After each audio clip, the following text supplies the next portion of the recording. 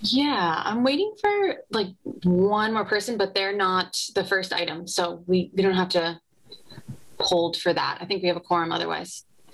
Okay, I think you're right. So, pursuant to Governor Baker's March 12, 2020 order suspending certain provisions of the Open Meeting Law, General Law, Chapter 30A, Section 18, and the Governor's March 15, 2020 order imposing strict limitation on the number of people that may gather in one place, this meeting of the Easthampton Conservation Commission will be conducted via remote participation to the greatest extent possible. Specific information in the general guidelines for remote participation by members of the public and/or parties with a right and/or requirement to attend this meeting can be found below. No in-person attendance of members of the public will be permitted, but every effort will be made to ensure that the public can adequately access the proceedings in real time via technological means. In the event we are unable to do so, despite best efforts, we will post on the City of Easthampton website an audio or video recording, transcript, or other comprehensive record of proceedings as soon as possible after the meeting. Should an interruption occur in which the meeting ends abruptly, the meeting will not be restarted and all agenda items will be automatically continued to the next scheduled meeting. I will now call to order the March 10th, 2021 meeting of the Easthampton Conservation Commission. This meeting is being recorded. Cassie, are there any public concerns, non-agenda items?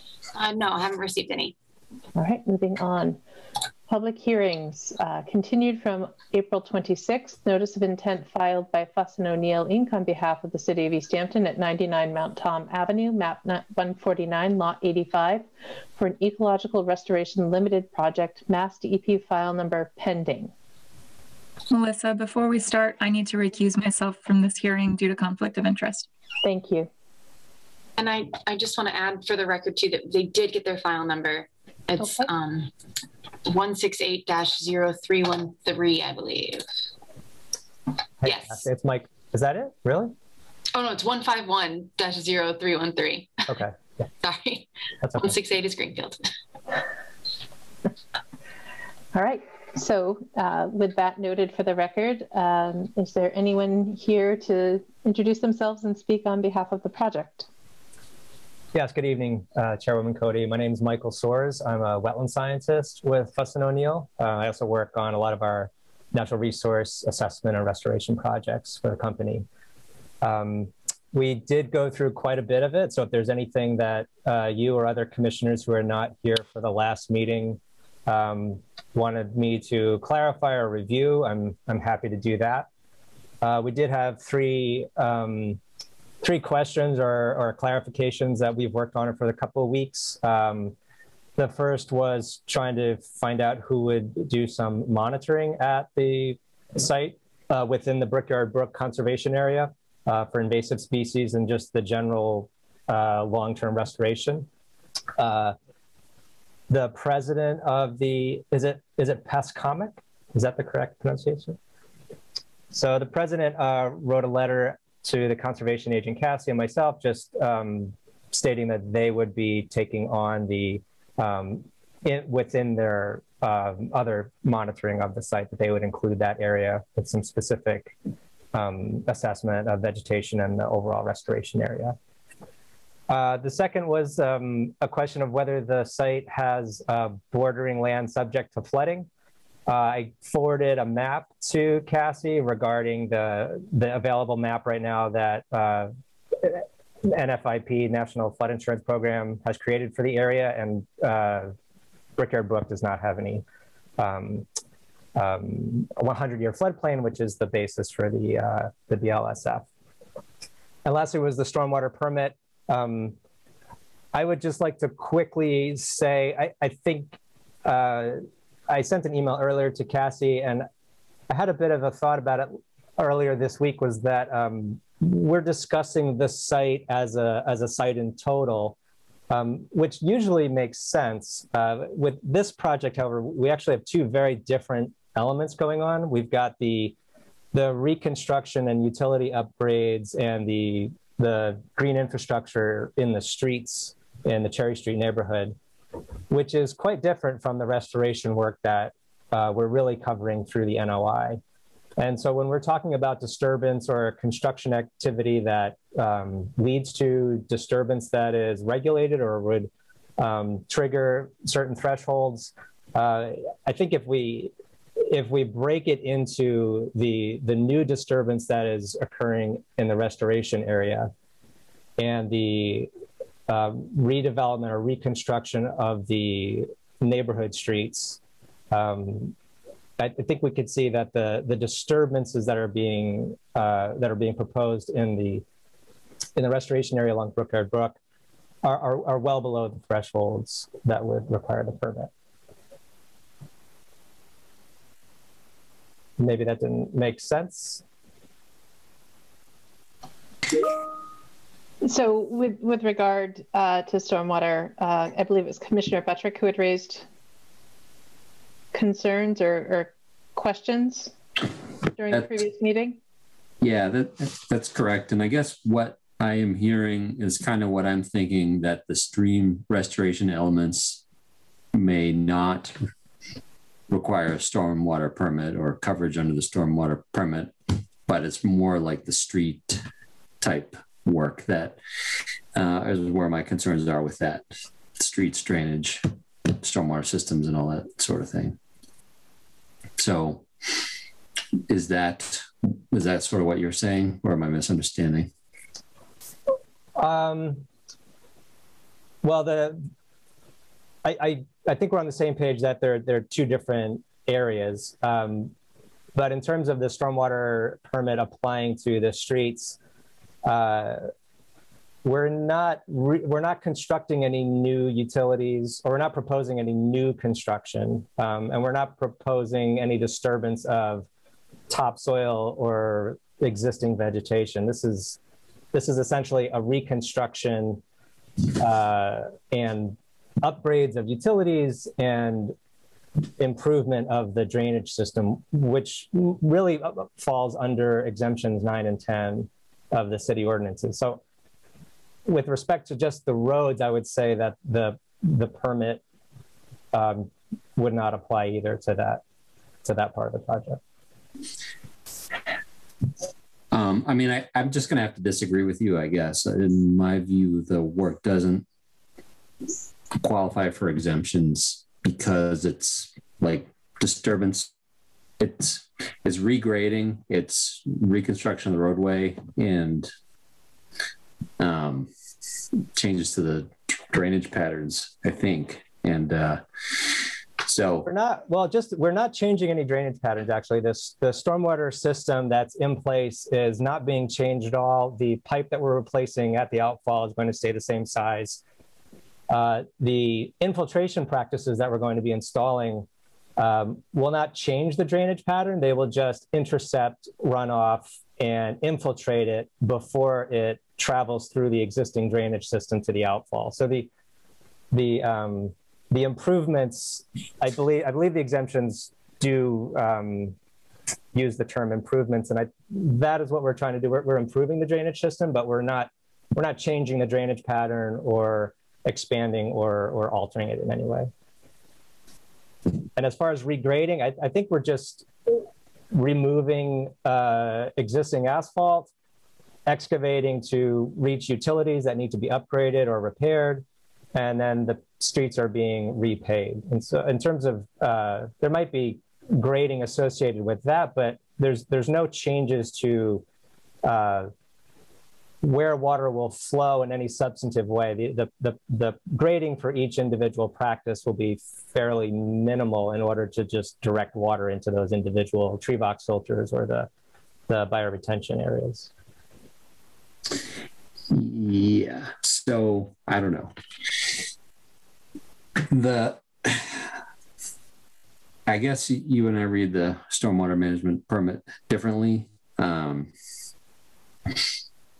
The intent of the permit is, to make sure that if there are significant land disturbing activities and stormwater things occurring, that certain measures are implemented.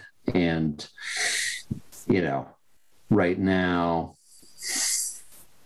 I don't know,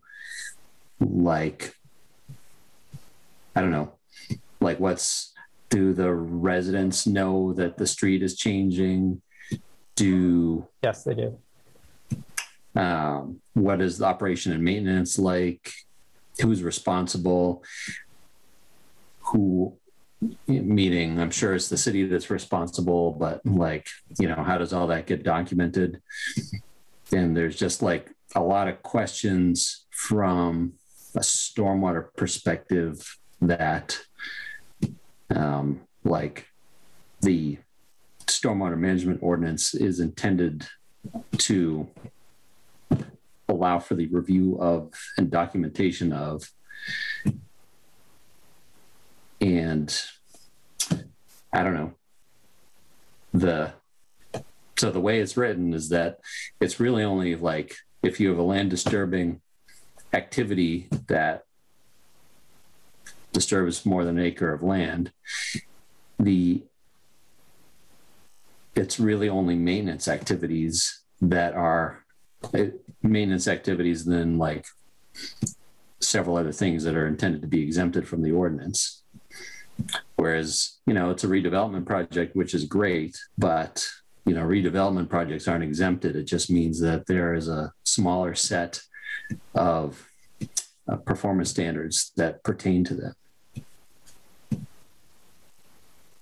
Just to two of your points, the operation and maintenance plan would be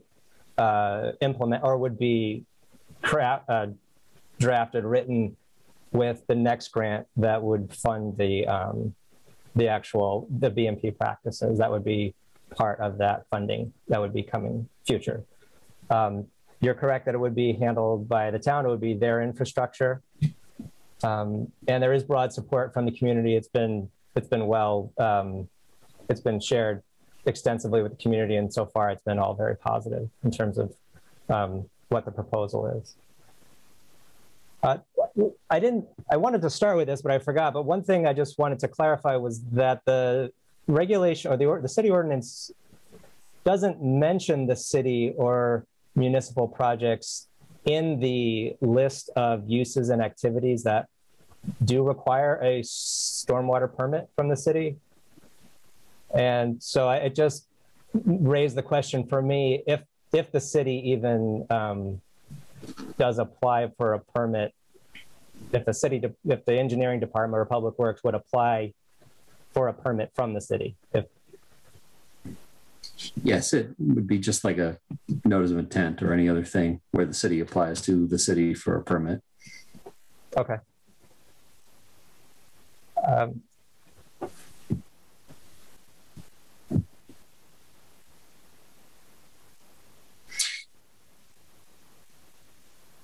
So I don't know where to go from here, I guess. I guess I just have a question administratively. Like if it is determined that they do need a stormwater permit, but we agree that it sounds like everyone agrees that there's like kind of two elements. There's the actual restoration work that's in Brickyard Brook or, you know, right near it. And then there's the street work. Is that like a separate thing that wouldn't be considered today if it's just for the street work, the stormwater permit? Or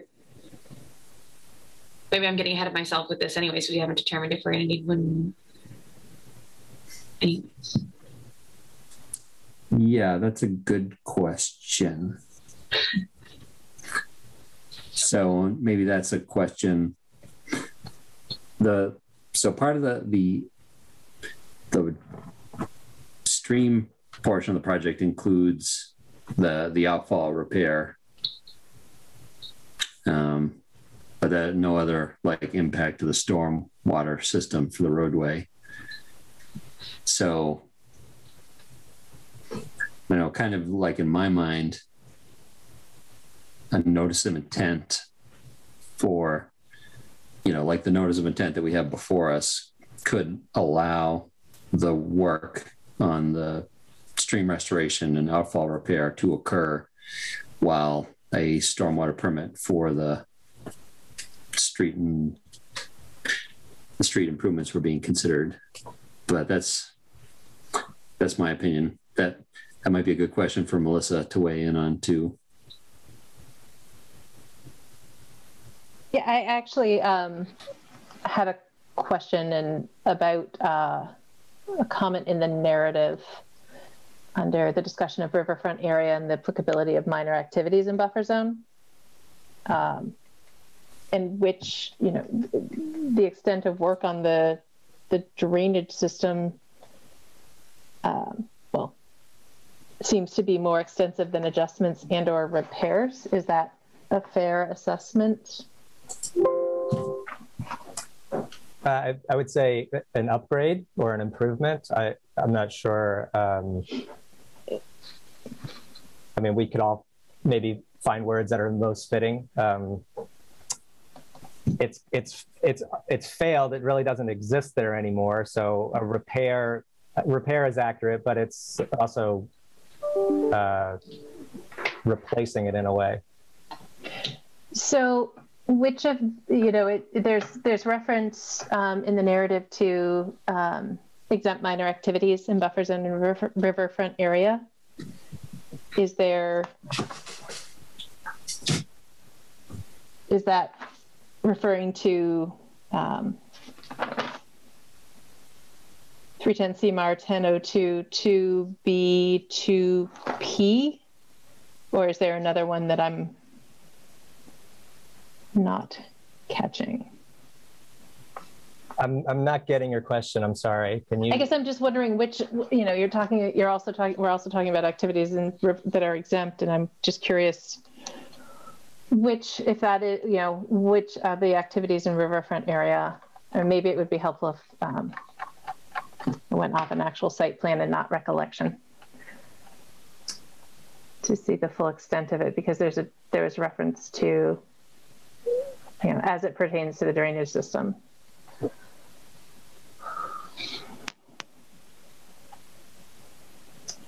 I can share my screen, or Michael, you can if you like, of the plan, if that would be helpful. Yeah, I can share my screen. Okay, I made you a co-host, so you should be able to. I believe it is letter P, Chairwoman, and also letter I. And I can share my screen and focus on that part of the project. So the green in the, can you all see the site plan? Okay. The blue line is the riverfront area limit, and the green is the part of the bank reconstruction and grading that we would be doing within that riverfront area. We're looking, Brickyard Brook is the thick dotted line through the middle, and it's flowing from the bottom to the top.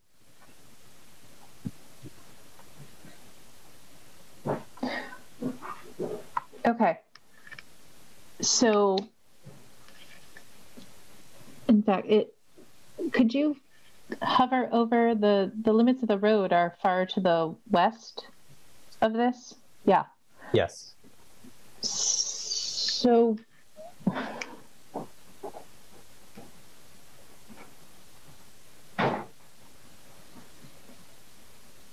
what activities beyond what is highlighted very nicely in red and green are in riverfront area? I mean, we can back up a little bit. The riverfront. Oh, it captures the end of the, sorry, thank you. Yeah, sorry. Can you zoom into that area for me, please? Up here? Yeah. Sure.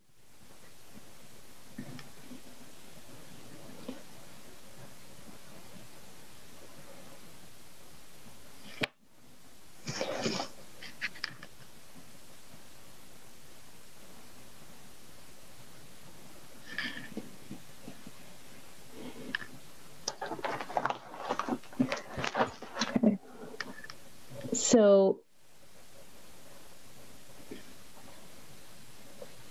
what are the hatched bump outs comprised of? These are the bioretention areas. They're, should I explain them more fully, or? No. Yeah, okay. Thank you. And then is there some slight increase in impervious area on the north side of the road? Yes, I think there's a slight increase. I think it's around 500 square feet, I believe. But the overall project has a reduction in impervious area. Is there an overall reduction in impervious area in Riverfront? That is a good question. I think within Riverfront there's probably that addition of 500.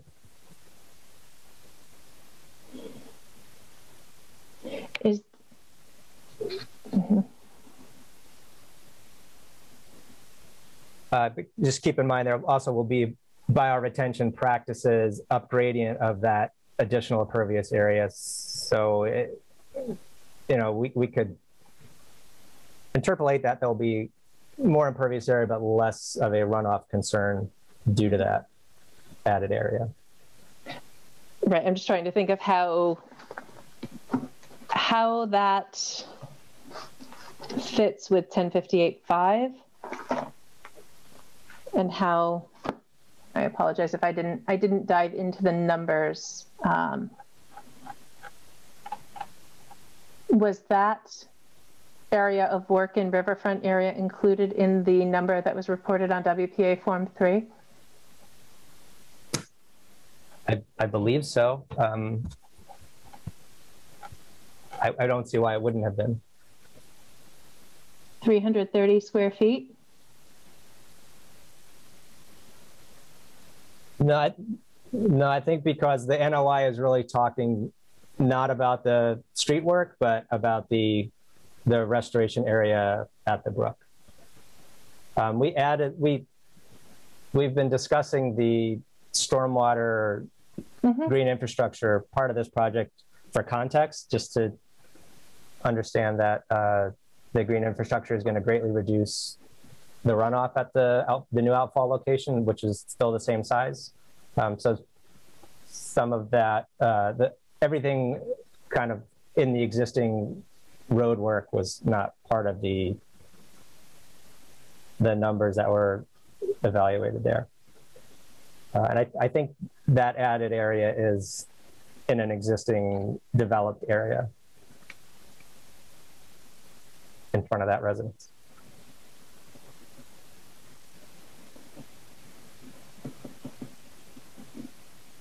But is it degraded?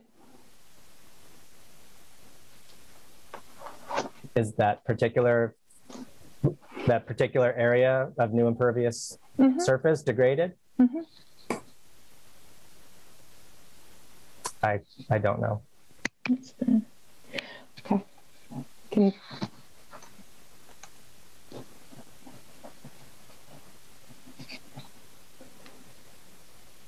What number is that? 99, Mount Tom? Yes. Thank you. Right. So for the sake of keeping the conversation moving and not having a 4-hour meeting. Just to clarify, that's existing lawn and paved area that we're talking about. Right. In terms of, I won't say if it's degraded or not to comment on somebody's lawn, but it's already lawn and pavement. So we're not taking any, well. You're not taking a natural riparian corridor away, is what you're saying? Yes.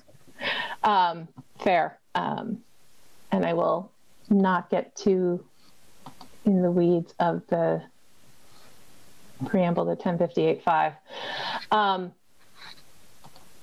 And I apologize for this. Has there been any discussion of the DEP comments on the file number notification? They didn't have many comments. Is there a particular one? Well, well, that's very wordy for one comment. So I guess if you could just, for my benefit, maybe revisit why if you want to pan down to the work at the Outfall. So what's the impetus for presenting this as ecological restoration limited project? Which standards do you not feel can be met by the proposed activities? Um,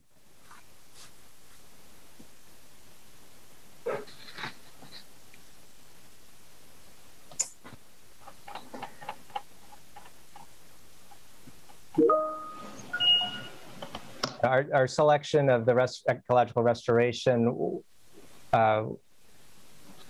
in reading through the list of what it would be, I think it's, oh geez. It's like, there's a list of 4 or 5 project types that this did not seem applicable to under ecological restoration. And then there was the ecological restoration limited, which this did seem to fit under. I recognize the ecological benefits of the way these activities are being proposed, but I guess when I think of projects that require consideration as a limited project, it's because they fail to meet certain performance standards and need that discretionary consideration given the type and nature of the activities. So I guess I just want to have a better understanding of what performance standards you don't feel are being satisfied. I don't think we're feeling any of the performance standards can't be satisfied. We're restoring bank and rehabilitating the land underwater and the bank at that outfall location. Okay. And I do want to go back and you reference, you have an absence of BLSF statement. Yes. So, right, and I understand the area is not included in the flood insurance study or mapped as a zone A. Doesn't the definition of BLSF also include the low-lying areas adjacent to streams? Yes, oh, definitely. Yeah, it's like part of the definition does seem to focus on low flat topography that will retain and slowly release floodwater. So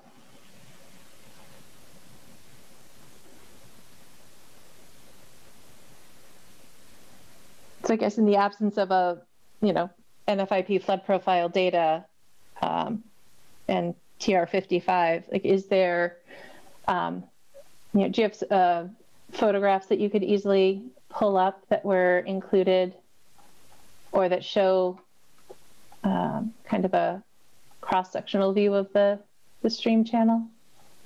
Yes, I can pull those up. Thank you. I think I'm going to switch programs, Cassie, which means I'll probably it'll stop me sharing. So I'm just going to stop it ahead of time so I can find the photos. Yeah, and I have pictures from the site visit that I did as well, though I don't know if any will be what you're looking for, Melissa. So you go first, Michael, but if people want something else, we can check those out too. Okay, let me see what I can find here.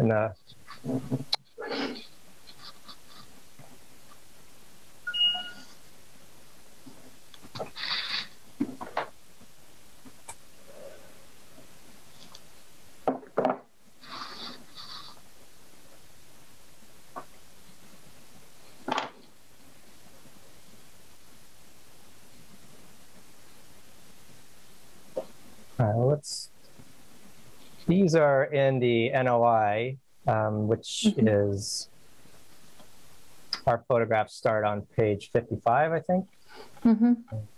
So I guess I'm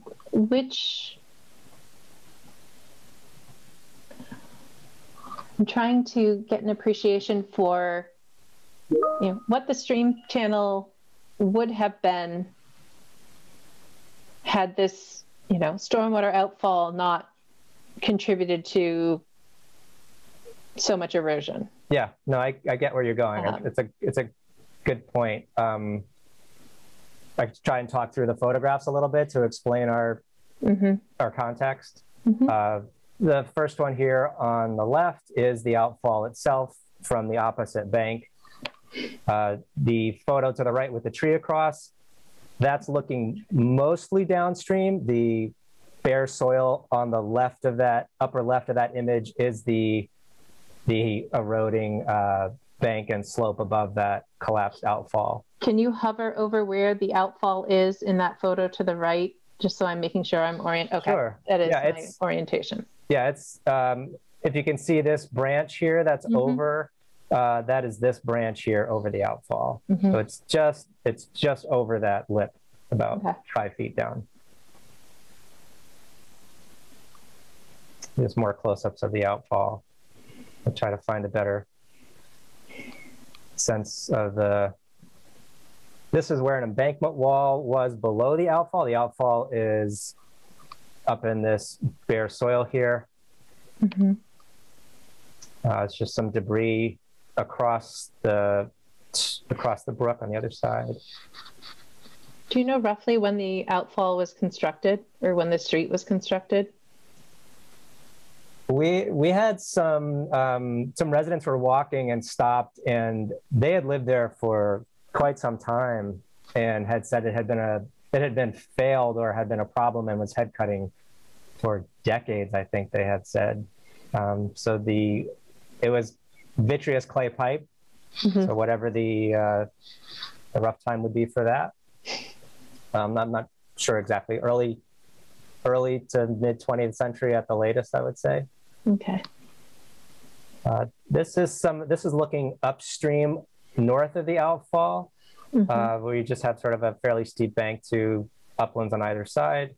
This is roughly the same area. This is that same tree that was at the outfall. We're looking up. I'm sorry. Our outfall is immediately to the left here, and we're looking downstream. So the very small BVW that was delineated on site is around this tree, roughly, coming right back in the corner of the image. And most of the site is, the banks transition pretty quickly into the uplands, either to the developed side on the west side or to the uplands that people are walking into the east side. There's very little sort of, there's very little floodplain. The BVW was, probably a point bar that was created by the outfall that turned into a small floodplain area. But essentially, this is maybe a little bit better. This is from within the BVW looking downstream, and this is the bridge where the people cross from Mount Tom Avenue into the conservation area. And so it's this I would say is a typical morphology of the stream, is moderately steep banks and uplands adjacent to the stream. And the only low-lying area is actually BVW? Right. Okay. Yeah, it wasn't very large. There's only 3 flags total. Okay. Thank you for walking through that. No problem.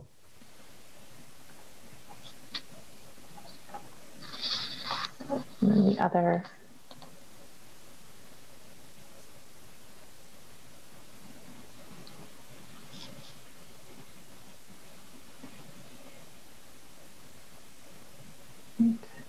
I'm reading the comments. I apologize.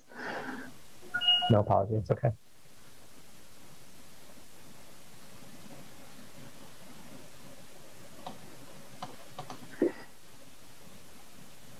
And you had talked about O&M being included at a later date. Is that all O&M, or is that specific to what is that specific to? That's specific to the green infrastructure in the Cherry Street neighborhood. Okay, so I guess I want to quickly look at section 7.2.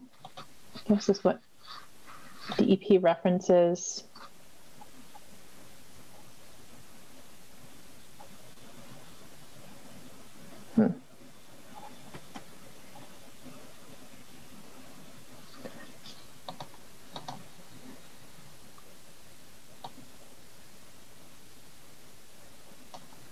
So what is the what are the existing conditions relative to non-native invasive species in this area? I mean, they're present, but it's pretty sporadic. And I said at the last meeting, there are no dominant stands or, monocultures that we see in the project area or even in the general area just walking around. There is a small patch of Pachysandra coming off of one of the houses, maybe one of the houses off of Cherry Street. I mean, that's just sort of coming down, it just has a tendency to creep. But because there's not sort of a dominant stand, we're not going to be addressing, the approach will be much more selective in terms of finding it and then removing it. So I guess section 7.2 post-construction O&M, it seems very specific to bioretention planters and tree box filters. Where should I be looking for the ecological restoration footprint O&M? Is that included?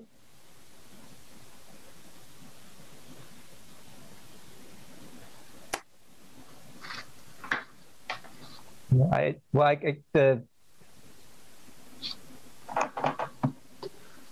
guess is my question, does my question make sense? Yes, you're looking for O&M for the restoration area, right? Separate from the O&M for the street work. Correct. Yes, I think once the restoration work is done, there is monitoring that will go on as long as PCT does it, so in perpetuity, potentially.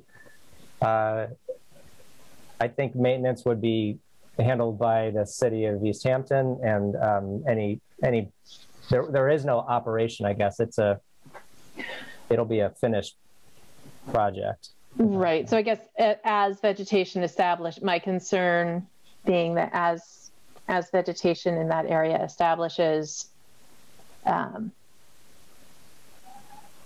will PCB, and I apologize for trying to play catch up, but did you say PCT would be doing all post-construction monitoring, or will there be post-construction monitoring by a wetland scientist or other kind of environmental professional? So the letter from PCT talks primarily about invasives monitoring. Okay. Let me just... That is our typical approach, is that we have our qualified biologists, check on a site to make sure that things are established as intended. Okay, and to be fair, thank you for mentioning PCT's letter, Cassie. They referenced that Tom Lotzenheiser will be performing annual inspections. He is more than qualified. Okay. Right.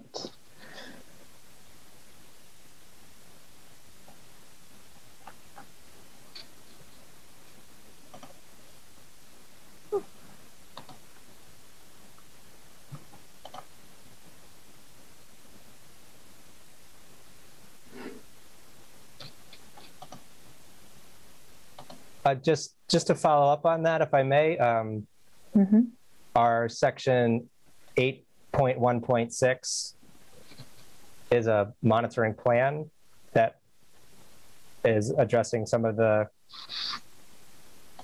concerns you might have about follow-up post-construction.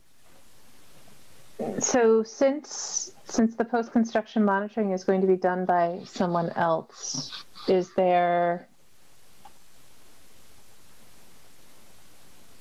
a form outlining it, or oh goodness, I'm looking at a soils report. Never mind. Okay. Is there a form outlining the sort of the monitoring criteria? The monitoring? Yeah. That's a good question. I appreciated he was fairly specific in who would be monitoring and what their backgrounds were.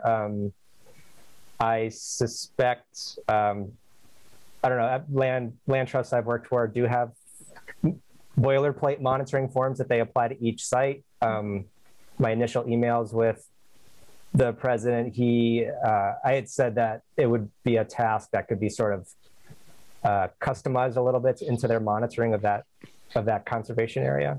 So we could help them with some language or a form to be more specific as to the performance standards that we want to make sure we're looking at and either achieving or not. Okay.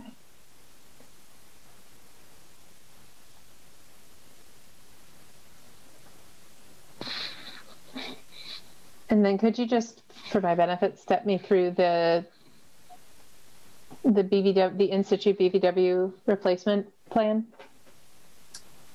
Sure. It's an area that has a few invasive species on it. And so the idea would be to remove those by hand. None of them is a tree or anything like that. So it could be pulled or just pulled basically, maybe dug up. And then planting as appropriate and as plants are recommended either by your commission. I know PCT is also part of the conversation of selecting plants that we'd be using in the BVW area and the other planting areas. And so that hasn't been finalized? No, we have recommended plants here in the plans. And we also we have a full program or a full range of plants that we're ready to propose. I think it was just trying to get good input from, experienced partners like your commission and PCT on what they know is at the site, what they know will work at the site. But the plant lists are earlier in the plans, I believe. Page CS 107. Well, these are the seed mixes, I'm sorry.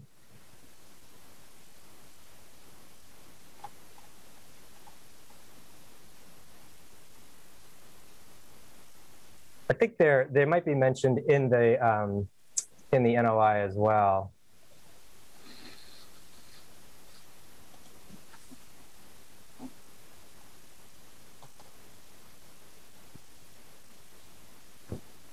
I think the whole area is like 100 and maybe 180 or 200 square feet. So we won't have a lot of room to do much in that area, but we were interested in what PCT thought would be out of these, what they thought would be most suitable.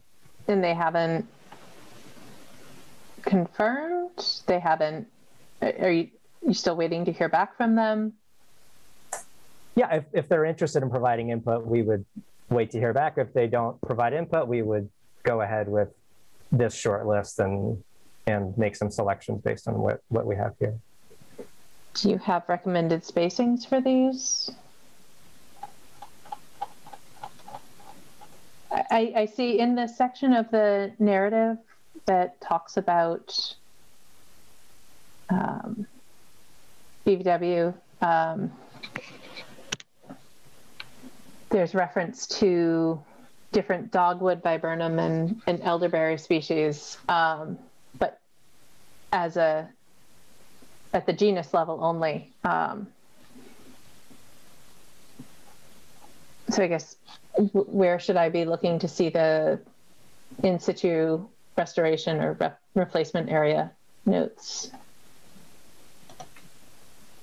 In terms of density, I mean, this is talking about the live stakes at 12 to 18 inches. That is, the 1 foot spacing is something we've used in other projects for small woodies like this. Mm-hmm.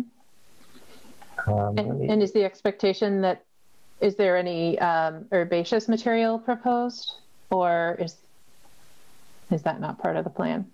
I believe it is. if we could find, there's a better representation of the graphic of the seating area.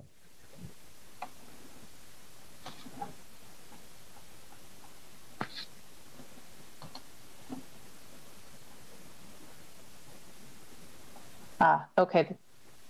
Does that help? The tables are on a different sheet than the impacts, but that's because that's where they fit. Okay, seed mix.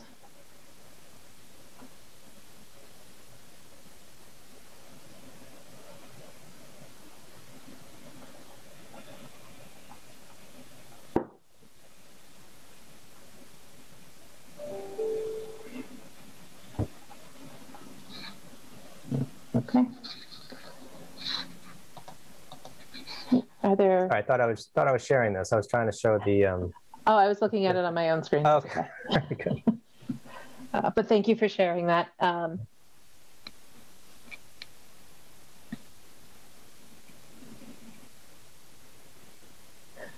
So between the proposed restoration and the stream channel, is there, I guess that's in a no grading zone? Is that on the north side of things? The green area? The green and the blue dots, are those where it says the live stake restoration area is on the north side? Is that outside footprint of grade? Yes, it is outside footprint of grading. Yeah, that's just live staking and the seed mix specified. And will the seed mix be mulched in with anything like straw, or what is the expectation? Yeah, I think there will need to be something in order to help it along a little bit. Yes.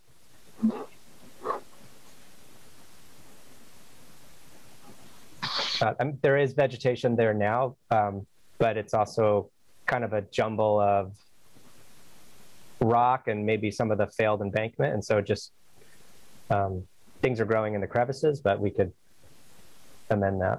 Mm-hmm. Okay. I've been hogging everyone's time all the time. Does anyone have any? Does anyone else have any questions at this time or comments?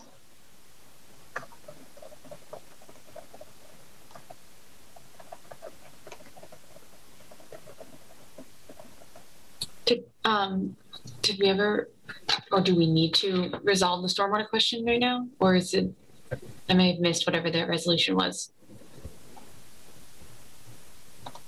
I think it would be good to, if we could.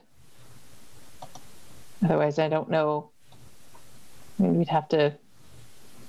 I'm not sure what our administrative action would be if we don't resolve that.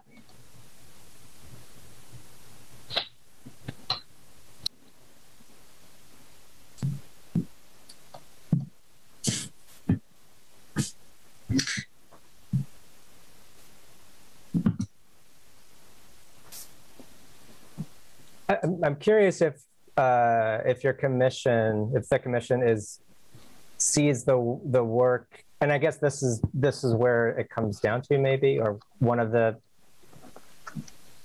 questions that it comes down to is the matter of disturbance, and reconstructing the roads and upgrading utilities and improving drainage.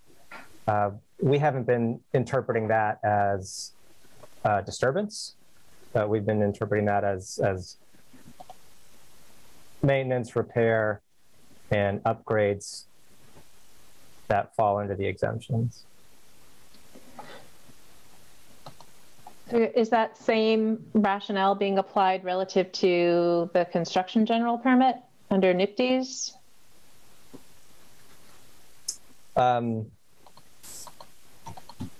that's not a permit that we're as part of this project. Did I misunderstand your question? So what is, I guess the question I would have, the parallels there. So what is your total roadway reconstruction, et cetera? What is your total project footprint cumulatively? Is it greater than or less than an acre? If you were to the total, if you include the neighborhood street, green infrastructure, road improvements, and the outfall, I would say it's probably over an acre. I haven't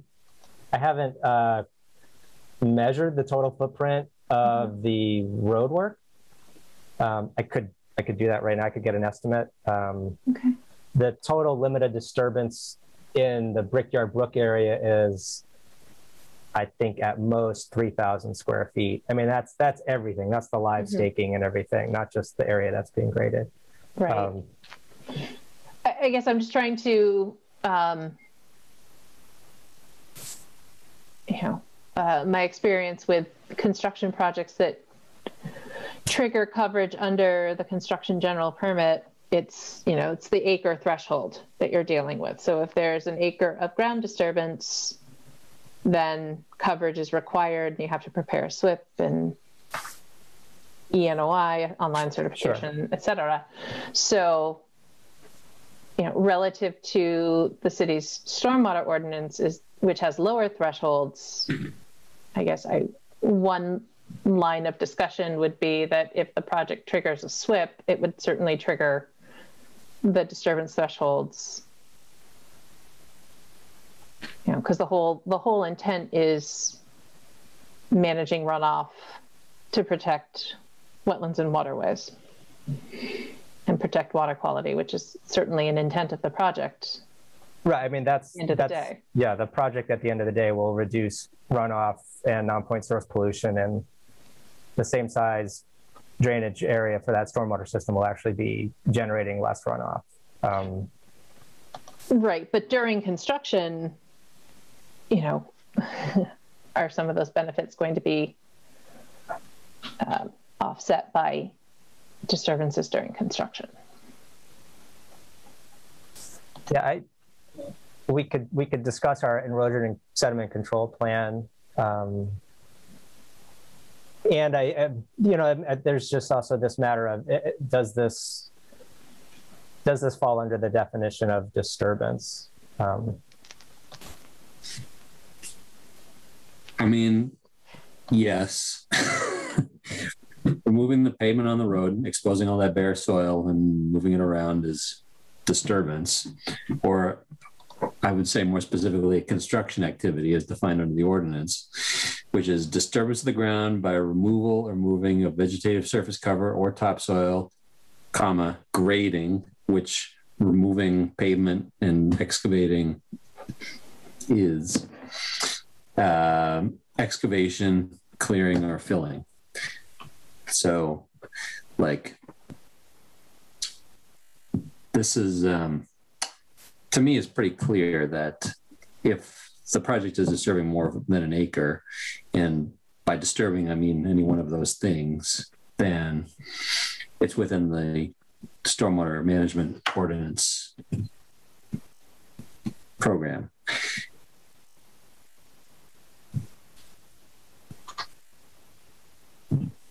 And it's great that there will be positive changes as a result of that disturbance. The ordinance was written originally to, if there was a project, especially the redevelopment provisions of the ordinance, the intent was if the city was going to have a site where that was currently developed and more than an acre of soil got exposed, that there would be an opportunity to make improvements. And so the intent was to bring those projects into the stormwater management permit so that we could review them and push for improvements to the stormwater infrastructure to reduce runoff and get more infiltration and that kind of thing. So the intent of the ordinance is to take advantage of the once in every 50 or 70 years when a big area is opened up like this to redo the stormwater system for the better, which you're doing. Yeah, I understand. I think that's what we're doing, but I understand that it's not that I think you guys are wrong or anything like that. I think we're doing everything that the permit would be asking us to do, and so we can do the permit if the commission feels that that's necessary.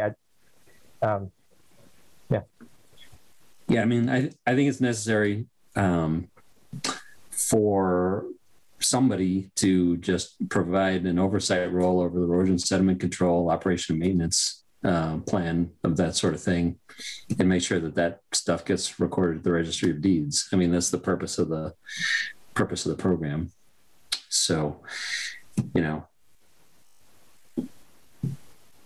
I think it's the way that we should go.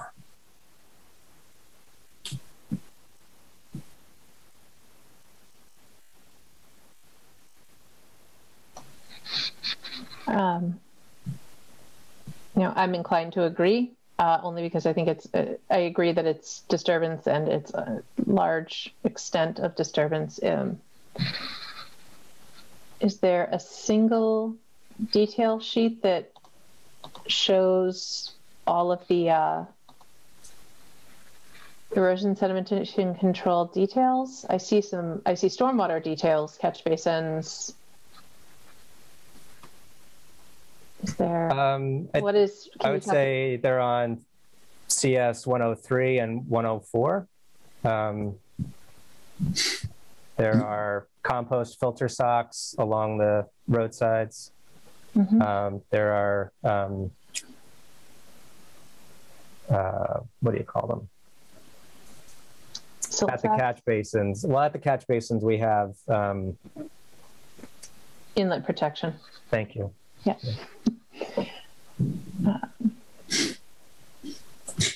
And we could do, I think we could do a stormwater permit as part of this process. There's a bond requirement, but it's a city project, and the city would be, I imagine, requiring a contractor to provide a bond for, just as part of public bidding, public construction type of thing. So that is probably sufficient for that.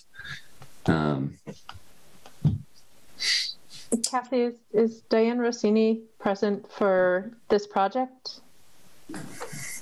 She's not here for this project. I don't know if she's watching. I won't ask her to speak to anything. I don't want to do that. Hi, Diane. Hi. Maybe if you're not here for this project, or if you're not directly involved with this project, could you speak in general terms about city practices? Related to stormwater maintenance, or the city requiring bonds of contractors in general? I have not done any on city projects. Usually I've honestly only done them related to new development projects. Okay. But I've also only been here for about 2 years, so it doesn't mean that it has not been done in the past. That's fine. I didn't want to. I'm putting you on the spot, and I wanted to not completely put you on the spot. It's okay. So I guess what I mean is that the contractor will have to put up a performance bond and a payment bond. Yeah, most definitely. For this project, they're going to definitely need some sort of bond, right? As part of the construction. So if the project started and they walk away for some reason, it'll be completed, the city will make sure it gets completed. Correct. Yeah. Okay.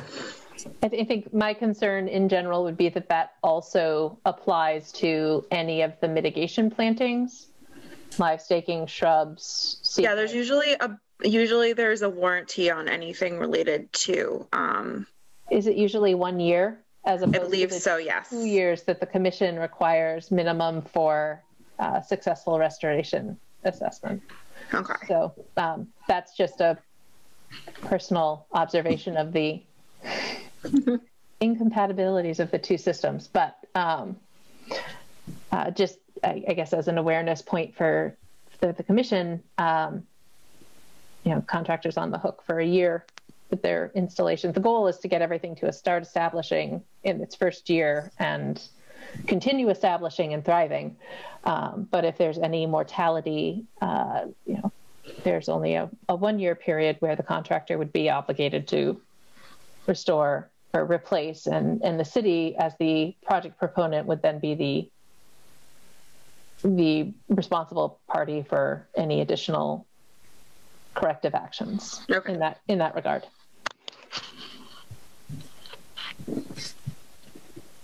And for just generally for the bond amount, it sounds like what you're saying that typically the stormwater permit process includes a bond requirement, but that would be redundant in this instance because the city already is going to get one to the contractor and it's a city project. Is that what you're trying to say, Dan?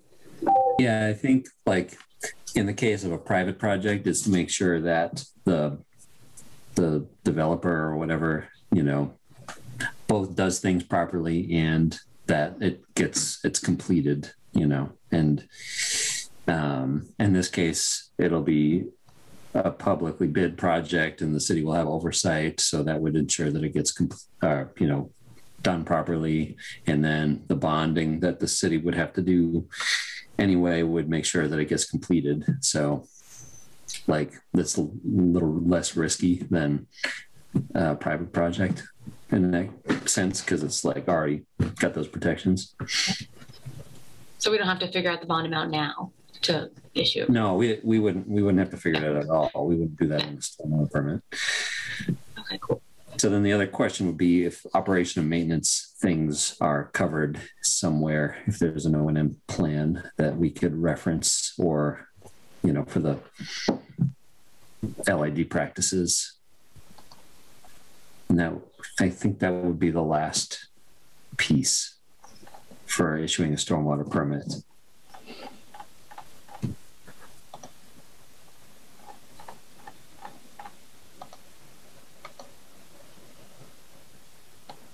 Was that included in the application? Or is that the piece that will be coming with the next grant? No? Yes. Yeah, that was your second point is correct. It'll be when the money is allocated to do construction, it'll also be funding the O&M plan. So I don't think I've ever been involved in a project where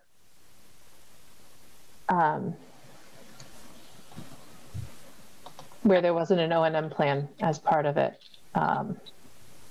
Well, again, this was the NOI is for the restoration area and not for the stormwater, so we were not including some of those elements, but the O&M plan would be created before anything started, of course. So that could be if the commission were amenable, that could be a pre-construction requirement. Yep. Along with things like final planting schedules for BVW and mitigation areas. We could also, I would also think it would be beneficial to the commission in terms of long-term evaluation of restoration, understanding the application rate and total weight of seed mixes to be applied as something that would be kind of documented as part of the project. Okay. I'm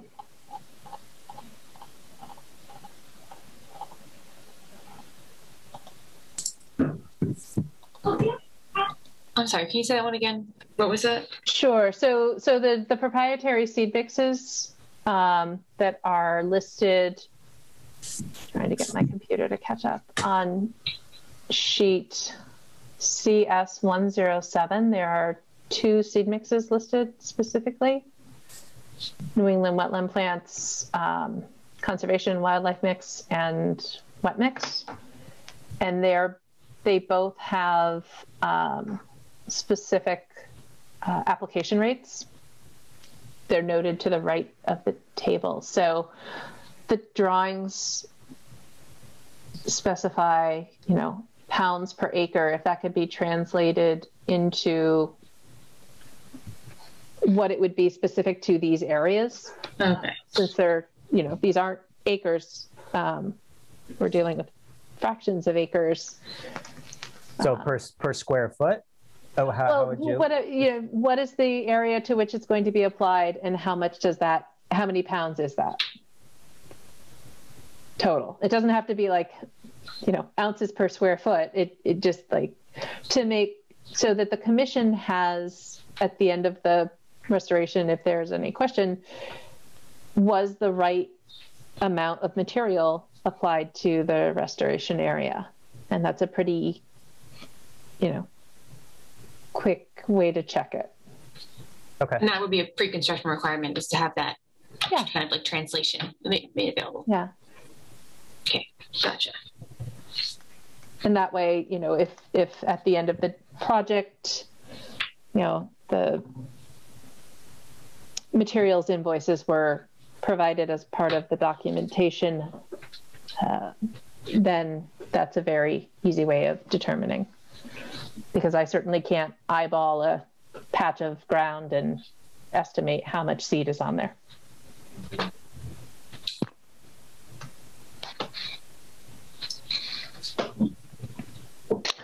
Melissa, it's Mike, real quick. Regarding DEP response, Mark's response on number 1, did we resolve that regarding limited ecological restoration, limited project? So I guess not 100%, because if you meet all the standards, why do you need limited project status? Other than, we recognize the benefits of the work proposed. But is there a standard that the project doesn't meet that requires that discretionary flexibility on the commission's part? Yeah, I didn't get that piece. I'm a little confused there.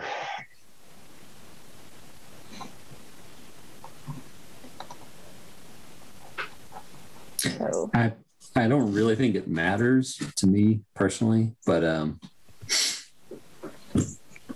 well, I guess what perhaps DEP might be getting at is, the commission needs to procedurally vote to approve, part of the commission's actions need to be recognizing granting limited project status to certain aspects of the project in order for it to proceed or to be approvable. And if there's, I think if there's nothing within the commission's review that fails to meet a standard, then we can acknowledge that it qualifies for consideration as an ecological restoration limited project. But that, that status need not be invoked as part of the commission's review. I mean, we are impacting some resource areas. Mm-hmm. Like there is technically a loss of bank and a loss of land underwater. But we're recreating the bank, and the extra LUWW was created by the erosion. And right. So we're restoring that. So, maybe that was our thinking, mm-hmm. that we were having permanent losses, even though they're being converted to other resource areas. Right. So, it's, I think about bank and land underwater and the performance standards, is the fact that, is the water carrying capacity, is that the issue, even though it's not the not natural form of that stream channel to have that eroded area. Yeah, it's the area is, I mean, we looked at the pictures. I would say the area is, I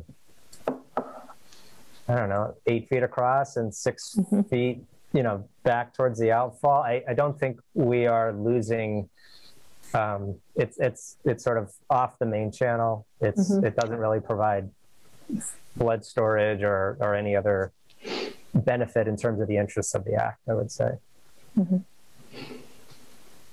And the existing conditions are far worse for the ecological health of the stream and downstream.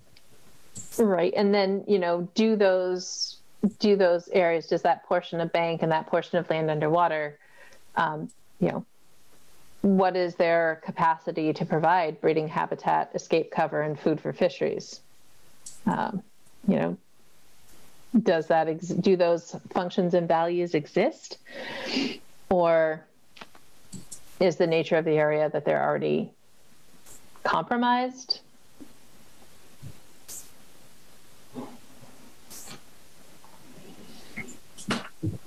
So that the project does not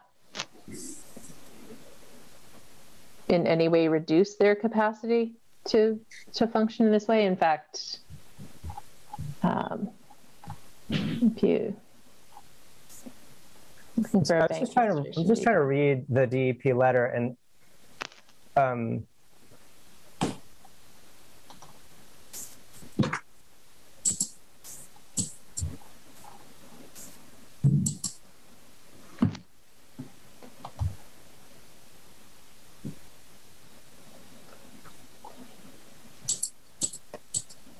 sorry, I didn't mean to interrupt you. I was no, I thought I had a question coming. Just that's fine. Trying to understand his first comment. Yeah. I don't. Yeah, whatever. I don't think it matters. Yeah, I'm not quite sure. I mean, the area has been degraded and impacted, at least locally. We're going to remedy that.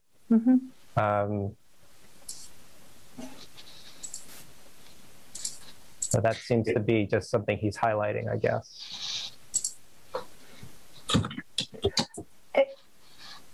And I guess from my perspective, I don't see, I see the project as described as meeting the performance standards. You know, specifically because those areas,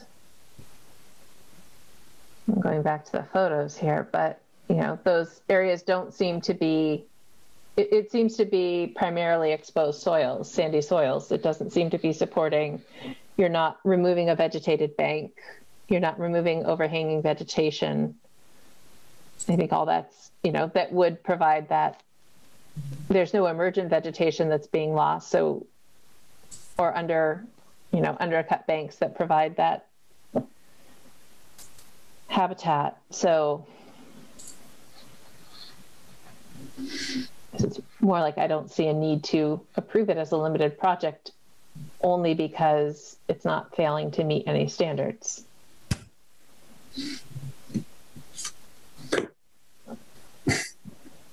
So what are you saying, that it doesn't even have to be an ecological restoration project at all? Or are you saying that are you still talking about ecological versus ecological limited? No, I'm saying period. Yeah. That's why I think it doesn't matter. We could. Right. We just need to move on. They would need to, like, if you find that it's not, are you saying that they would need to, like, redo the filing? No. Okay. No, it's just how we oh my God. You'll just take it as how we vote. We could just vote for the way they ask us to, because it doesn't matter. Okay. It's good to know. So, yeah, I guess you know, Cassie, were you jotting down some of the things we were talking about in terms of pre-construction things, submittals? Yeah. I can go over them now if you guys want to hear what I have so far. Okay. I think that would be, I'm ready to hear next steps. So, yeah. So for for pre-construction requirements that were kind of thrown out there so far, it was potentially just getting a copy of some kind of form that will be used for the monitoring process. If whatever that may be in its final form, just submitting that to us pre-construction. Then also getting that translation of the seed mixes, what the appropriate amount is for the small area. Because right now it's the scale is like too large. So just kind of getting that recalculated and then information to us to see make sure the right amount is being used. A final planting schedule for what's going to go in the BBW. And then just a general like final planting plan, because they had mentioned wanting kind of to bounce the proposed plan off of PCT and potentially, I guess, us. But we didn't have any other notes about it, it seemed like. So that seemed like another thing to be appropriate to have pre-construction, just a final say on that. Thank you. So I guess one other thing relative to post-construction restoration area monitoring, what the schedule would be. The schedule of the monitoring. Right. So, there's reference to Tom Lotzenheiser, Sue Waltz,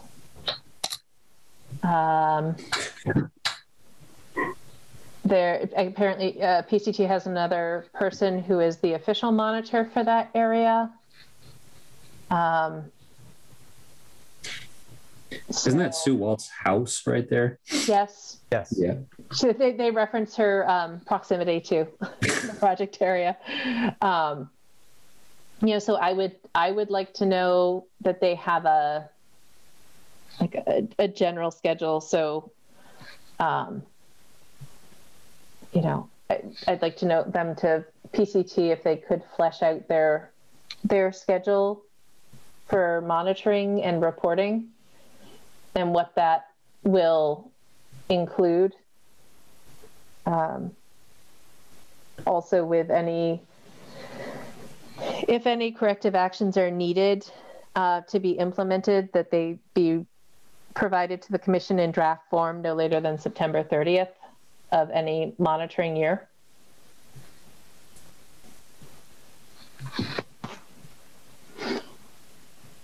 And that any final reports be provided to the commission no later than November 30th of any calendar year. And the regulations require a minimum of 2 years of post-construction monitoring for BVW replacement, even in situ. So that's also generally the requirement for ecological restoration.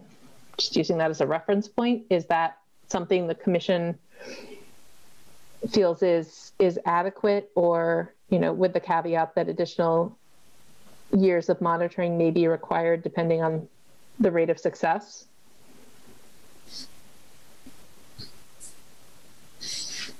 I don't think it needs more monitoring. Okay. Anyone else? Chime in?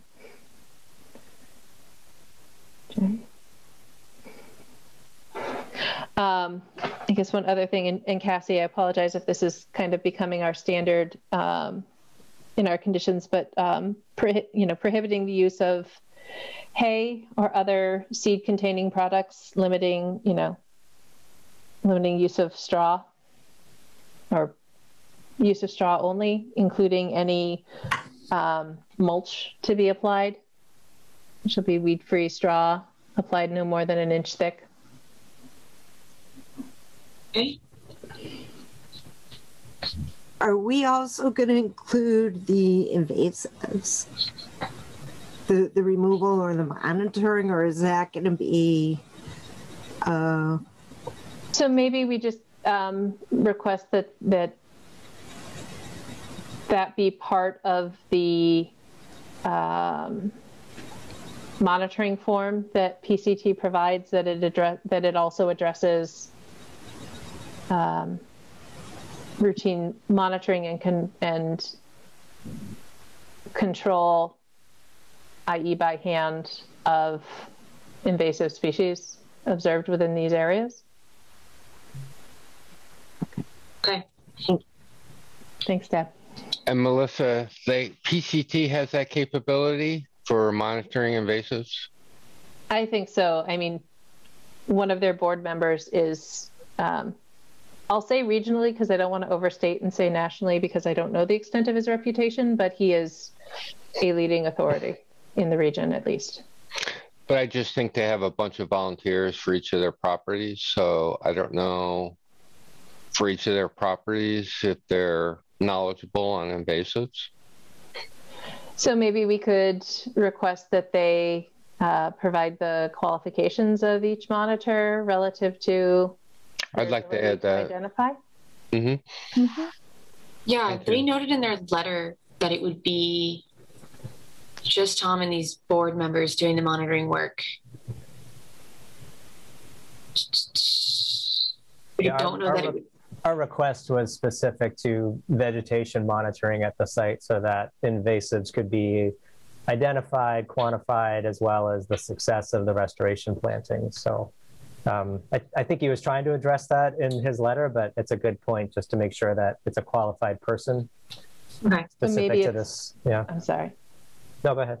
So maybe it's a somewhat standard phrasing, Cassie, that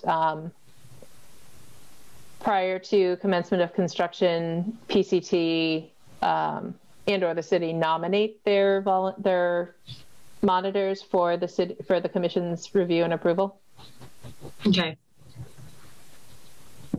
that makes sense.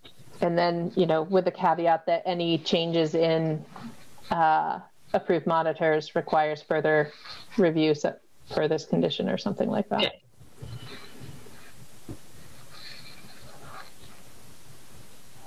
Okay. Yeah, it sounds like from the letter, it sounds like they might like even propose just like a team of people who could do it. But I guess we could find that all of their qualifications are appropriate and be like, okay, as long as it's one of these like 5 people that that have been deemed qualified. Mm-hmm. Okay.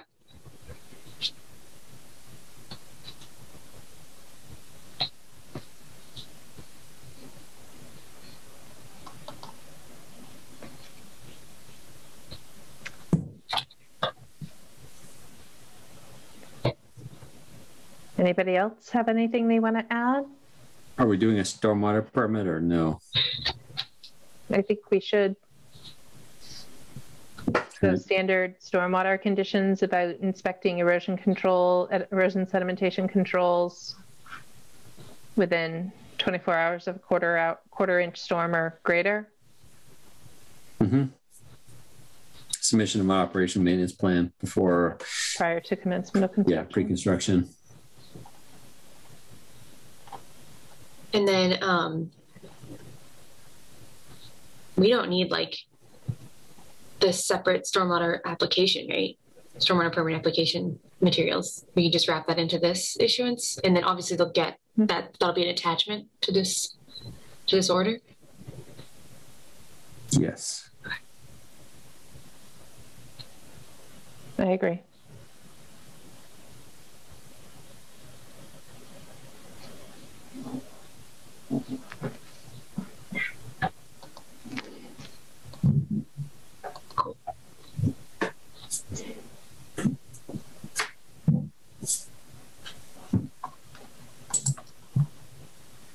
Okay.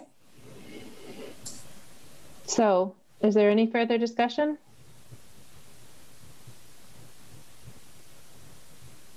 Are there any questions, comments, concerns from members of the public? I haven't received any, and I think everyone here is for other items. Great. So with that, is there a motion to close the public hearing and issue an order of conditions and stormwater permit with the conditions as discussed? So moved. All those in sorry. All those in favor, roll call vote. August? Busa abstain. Buttrick? Aye. Ryan? Aye. Teffer absent. Whittemore? Aye. Motion carries. Thank you. Thank you very much, and thanks for all of your review and questions and due diligence. And we look forward to finishing this and helping your town. Wonderful. Thank you for your time. Thank you. Good night. Night. Night. So there's been a request for the next item. So at the end of the last meeting, the DPW had a lot of projects that were associated with the bundle NOI,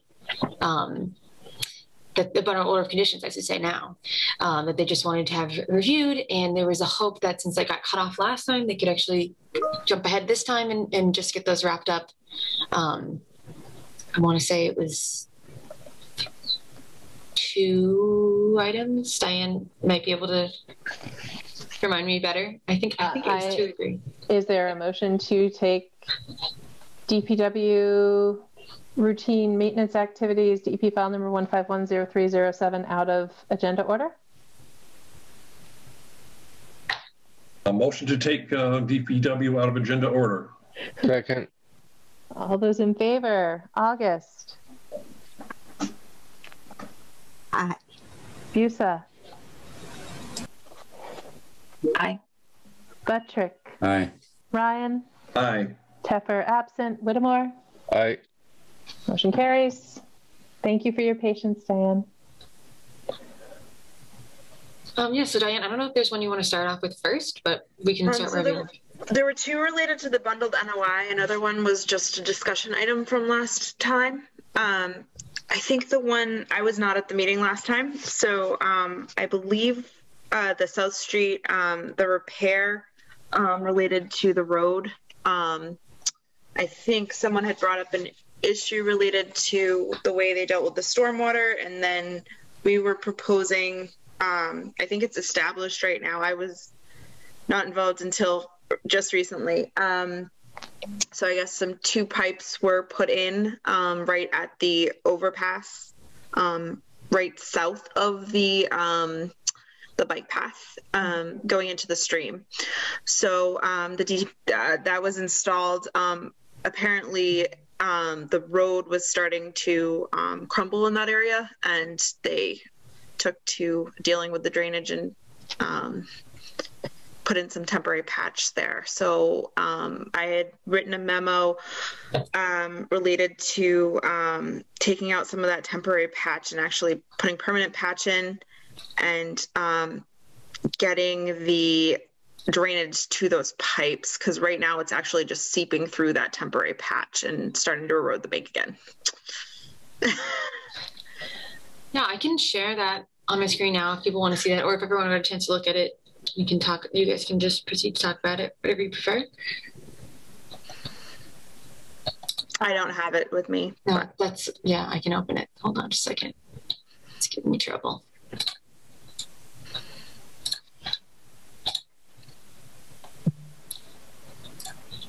Okay, so yeah, this is on South Street. Here's kind of a picture showing where we're talking about here. There's the brook here, and then they're right along this curve.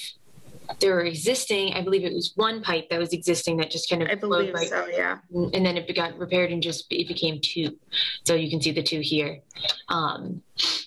Now what they're wanting to do is put in a berm along the side here leading to those 2, and then doing more of a substantial thing at the actual mouth of it.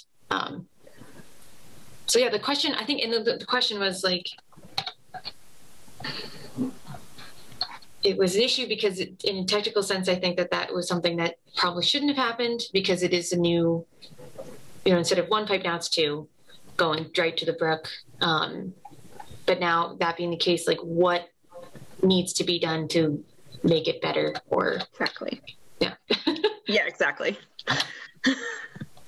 So I guess which category does this fall under in the bundled order? This was the one that was not related to the bundled NOI. This was the one of the 3 that was not related. Okay. So I think that it was just done in the moment. As far as I know, I came in after the fact, honestly. Mm-hmm. So I can't really talk to how it was done, but it sounds like it was an emergency. They were afraid of the of the road caving in. So they probably should have brought in you guys sooner, and I apologize for that. And but we just kind of want to see what we should do almost after the fact. So I don't see why this wouldn't be a filing. It doesn't fall under the generic order of conditions. There's planning that goes into it. I guess, do you have Cassie, can you, or who's sharing? Cassie, can you scroll? Yeah.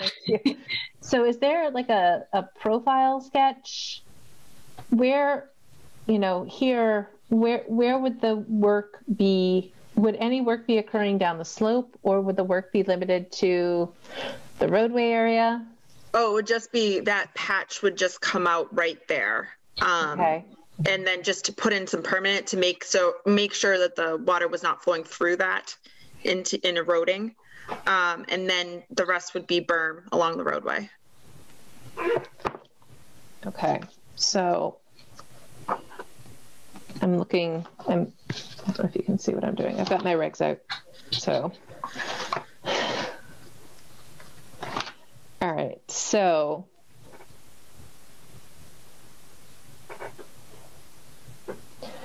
and does anyone know how that slope is stabilizing?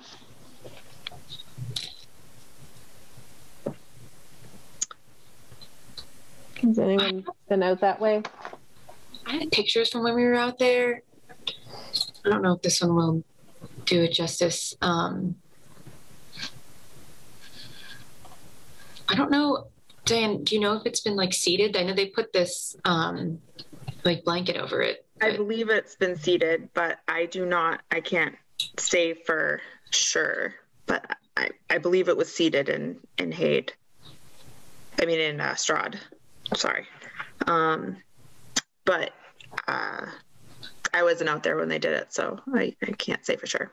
And this was all within like recent months. Yes. Yeah. It was, I feel like it was a couple months ago, but I'd have to ask the guys the exact date. Or a month or two ago, I would say, at this point.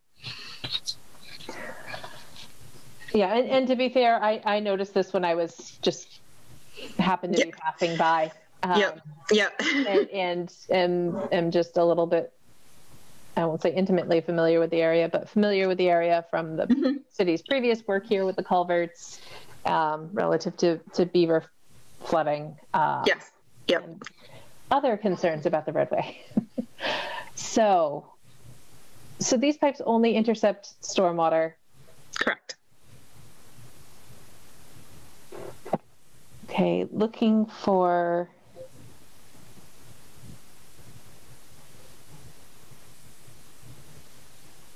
other perspectives on this. Julie, what are your thoughts about 310 CMR 1002 2B 2P? 1 second. And anyone else who wants to pull out their regs is welcome to play along. I can share them on the screen if you like. Yeah, I mean, the pipes seem like sort of a separate issue, and that's a done deal at this point. But the work that's being proposed now, I feel like ought to fall under the exemption in P. I don't see any reason why it wouldn't. Yeah. Okay. So the way that reads is pavement repair, resurfacing, and reclamation of existing roadways within the right-of-way configuration, provided that the roadway and shoulders are not widened, no staging or stockpiling of materials, all disturbed road shoulders are stabilized within 72 hours of completion of the resurfacing or reclamation, and no work on the drainage system is performed other than adjustments and or repairs to respective structures within the roadway. So I guess going full circle on this, Diane, I think it is within, I think the scope of work as you've described it, all within that description, and provided adequate erosion sedimentation controls are implemented to protect downstream resources, which are right there. Yep. Then then it meets the requirements for the exemption. Excellent. Thank you. Yeah. Next. So the other two are related to the bundled NOI. The first one is the Emerald Place bank repair. I'm not sure how familiar everyone is, but we have a figure in the memo. It shows on the south side of Emerald Place, there's really no drainage system in there. So there's a lot of gullies that are being created down the slope. And so basically there's been some erosion and some sinkholes that have formed. Well, in one of them, a large sinkhole is formed. It's about, when I measured it last, 10 by 7 and then 5 feet deep. And so what the city is proposing to basically take the gullies that have already formed and just kind of establish them as the way the water can get down the slope, with some riprap, minor grading because the gullies are really already there, and then installing some curb at the top along the roadway to basically direct the water to those two locations as opposed to eroding any other locations along the bank. So questions. Yep. How, what is the extent of these existing gullies relative to Lower Mill Pond? The extent? Yeah, how close does the end of the existing, so one of them comes relatively close to the water, but we're proposing to do everything outside of the water, creating almost like a splash pad prior to where it would hit the pond. So these are new point source discharges, concentrated flow they're Dan, what do you think? It is and it isn't, because the gullies are already nature has created these gullies that are already point source discharging. Mm-hmm. Well, I guess up top. the roads have created.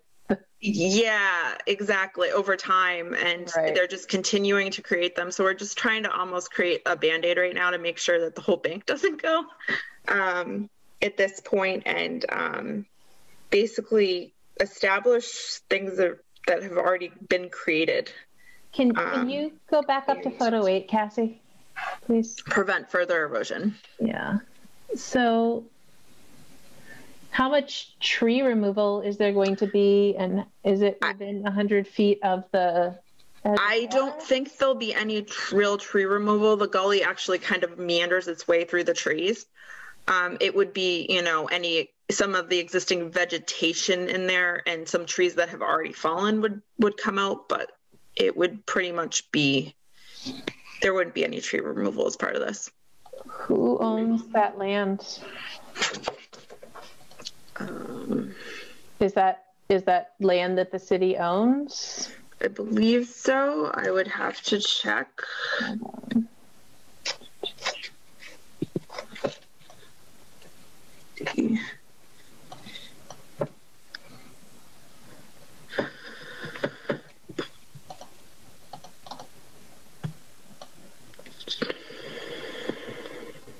Might need to follow up on that. Yeah. Because that does not, the city, I think, owns land on the westerly side. I'm looking right here. Oh.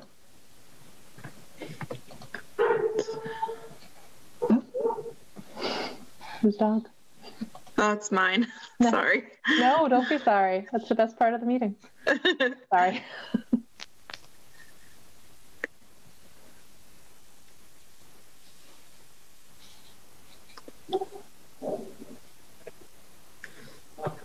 Looks like the city of Easthampton owns it. Not One Industrial Lofts? No, I think that's further up. I'm trying to do this without a mouse. So. Yeah. I believe, yeah, because this is the southern end of Emerald Place, not the northern end. Yeah, it looks like the city of Easthampton owns it. I think they own closer to Ferry Street. Okay. But I can confirm that more eloquently later. But looking at the assessor's map online, I think that One Ferry is only along Ferry Street. Okay. And then so what size riprap are you proposing? Is that in there? 12-inch minus. So how is it going to, like, how far off the road do these extend, and how is that going to get in there without large equipment or continuing to roll down the slope? Right. I think the excavator would be able to place most of it from the road. I honestly probably need to talk to the guys about this first, because they're more, they do the work. I just let them know for sure. what to put in place. But I don't think they were planning on trying to get any vehicles down the slope. I think it was more like placement with an excavator and then, forming it that way. Obviously, then they'd have to bring probably a plate compactor or a jumping jack down to compact the gravel in the sinkhole, because I am proposing to fill the sinkhole that is there with compacted gravel. So that would most likely just be something that they could bring down the slope, or have an excavator help them get down the slope, like a jumping jack or like I said, probably a jumping jack. But I mean, it was my understanding that they're not bringing any equipment down the slope, and any large equipment anyway. Okay. And I'm sure you can visualize the cartoon in my mind when I think of things being placed at the top of a slope and allowed to, and I realize it's singular stone, but they may use like something like a bobcat or something to do a little bit of the grading. But they're not looking to do any major disturbance to do this. Okay. It really doesn't it's not going to take too much grading. The grading has pretty much been done by Stormwater. So. Oh, there is an Emerald Street. I see. Okay. So, yeah, I guess my concern is just proximity to the water. Correct.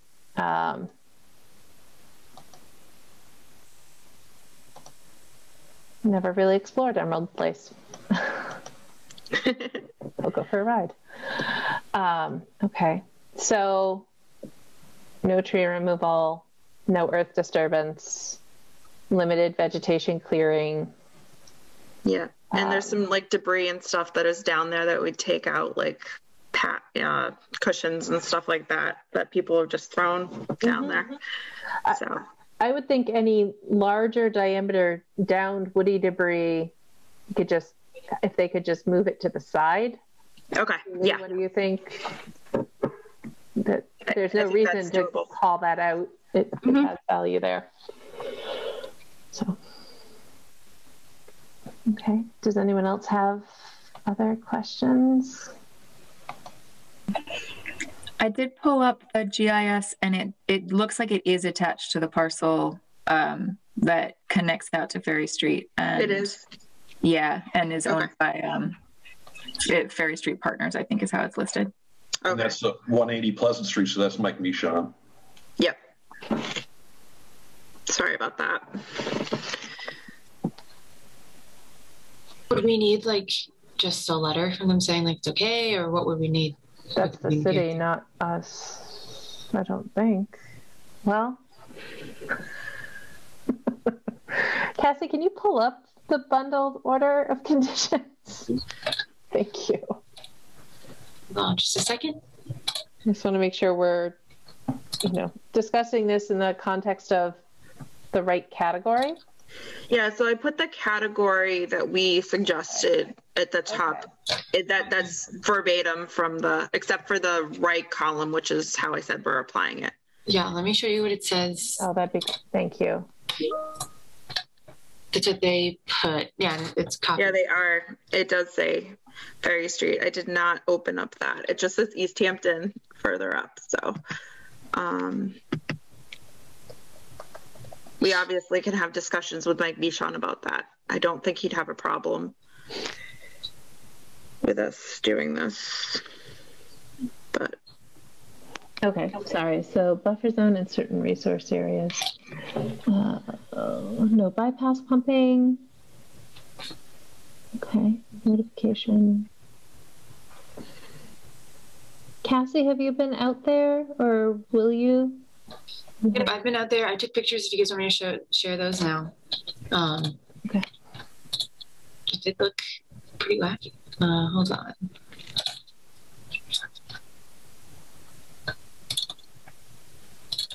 While she's pulling those up, is this one of the areas that people park off the side of the road? And is that going to cause any issues for material that you're putting down or migration or anything?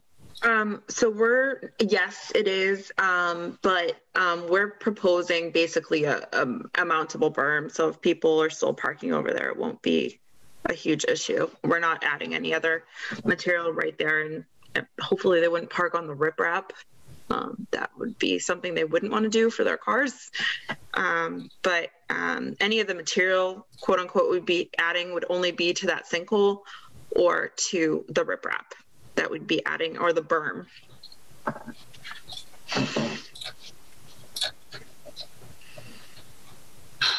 So this is one of the existing gullies. I think that's like the big sinkhole, right? That's the sinkhole, yeah. Oof. And this is like along the road where they're going to put the berm. This is a side view of that big sinkhole. Also just like trash and debris, unfortunately. Were you guys out there last Wednesday? It was earlier than that. This is on the 15th of April, that other big rainstorm. So we had several. Yeah. Okay. I think I see one of the cushions you were alluding to. Yeah. Lovely. Okay. So yeah.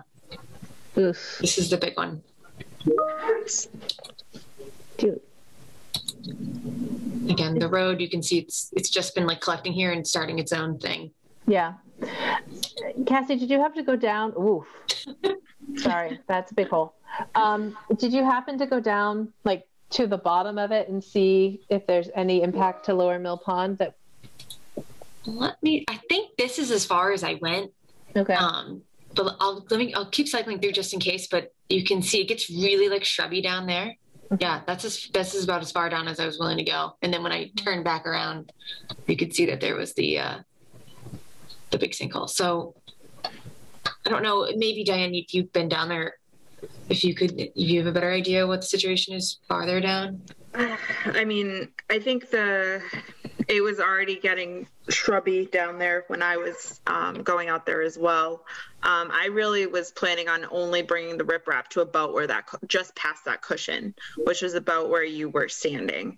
And the other area, it really flattens out well before it. This is the one that would be closer to the pond, I think, this gully. The other gully, it flattens out like well before. I mean, it's still within the quote unquote riverfront area, but it's not like on the pond.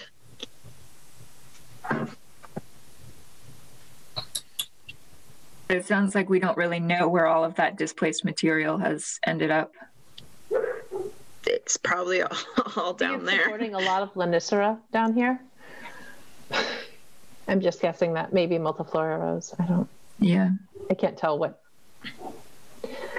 lovely shrub that is from here. I think that's all garlic mustard in the foreground too. I do too. Oh. Okay. But in general, I think this how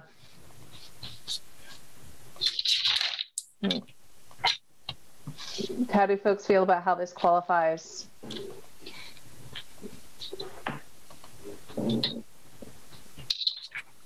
Yeah, I mean, these are like super difficult things to deal with as a city, I'm sure. And I don't think it makes sense to belabor them at all. Okay. And it will be an improvement in terms of like, arresting the erosion and subsequent sedimentation of soils. Others? Yeah, I think it's specifically listed in their new aprons and splash pads. That kind of sounds like what we're dealing with, right? Yep. Yep.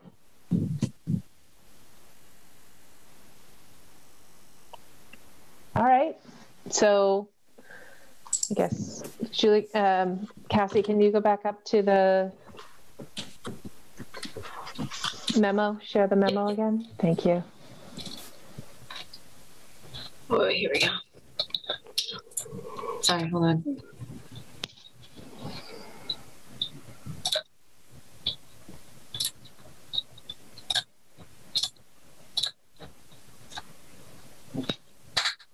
Okay.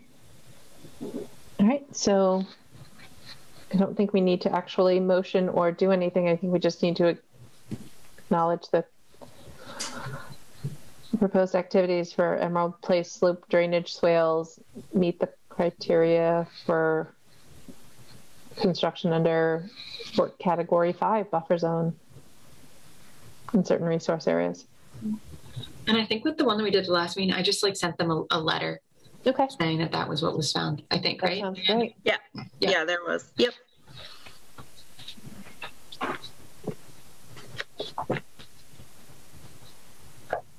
Okay.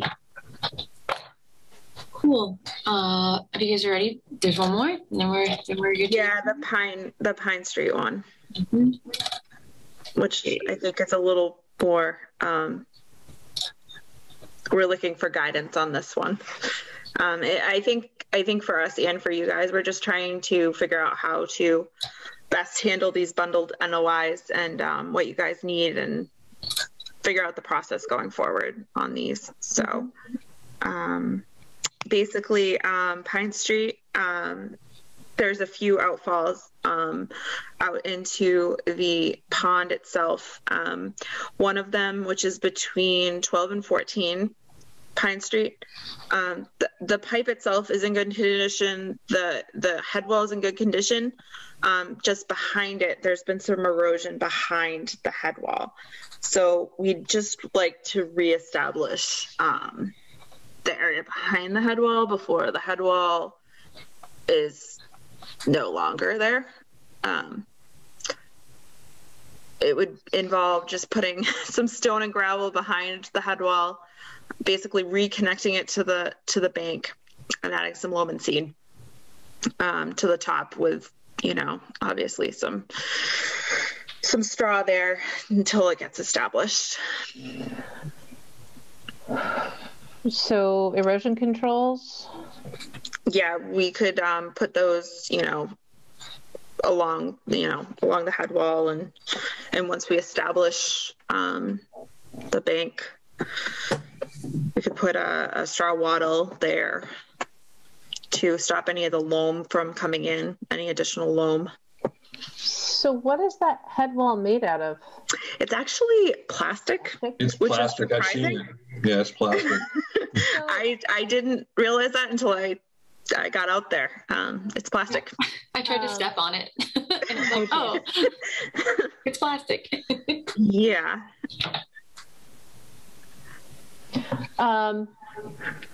Do you know, are there any others of this material around the pond? Not that I've seen yet, but we are doing outfall inspections as we speak, so I may be able to let you know down the road. Do we think that the city put it in, or was it maybe I honestly have no idea. Or it doesn't seem like something the city would have done. I mean, it could have been that it was there, and then someone, you know, the outfall was there, and someone decided to put a head wall. I That's what I honestly wonder. have no idea, because it does take city drainage. I can tell you that much. Yeah. It really only takes like part of Orchard Street, well, a good portion of Orchard Street, and then part of Pine Street drainage as far as flows. But I have no idea. Oh, Just, is that, I guess that, so I guess I'd be concerned about the plastic being able to like stand up, you know, underneath, if it's got rock up against it. Could you cut back the end of the pipe a little bit and just like, you know, bring the outfall a little bit further back, maybe? I don't know. I wish we knew what it looked like before it looked like this, because I'm wondering why there's a gap between the bank and the back of the structure. Yeah, I don't know. And yeah, as far as I know, the property owner has been talking about this for a little while, so it's been going on for a while. Mm-hmm. He may have a better sense of what it looked like prior. Mm-hmm. We don't necessarily know what all, at least the people that haven't been here for a very long time do not know what a lot of these outfalls looked like prior. We can imagine what they looked like because we know what an outfall looks like, but I'm not sure. I'm not sure when this was installed and what it looked like at that point. I bet you Gary Golis would know all about this, or Paul Novak, or one of those people. They may, yeah. Yeah. I have not asked them about this, but yeah, they tend to have a lot of pictures related to the pond, so they may know. They may have more information.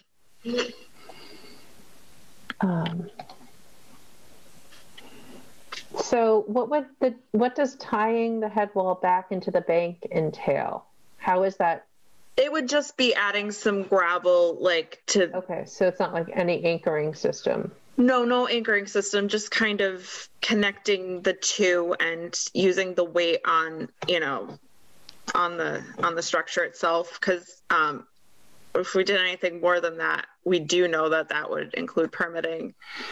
More extensive permitting and everything. So we're just trying to make sure it doesn't get worse with more storm flow, because there is a little bit of a slope heading down there too. So I'm sure the more and more rain comes down, I mean, it's not a steep slope like we had over at Emerald Place, but you get a good storm.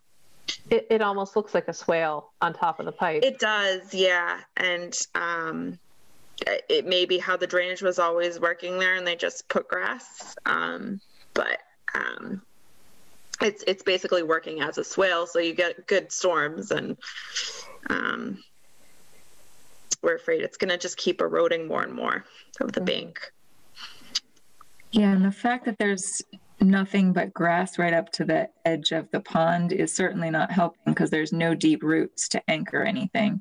Mm-hmm. So it would be beneficial if some larger vegetation could be put back after the new material is added to help hold it in place, I think. Okay. Yeah, no, that makes sense.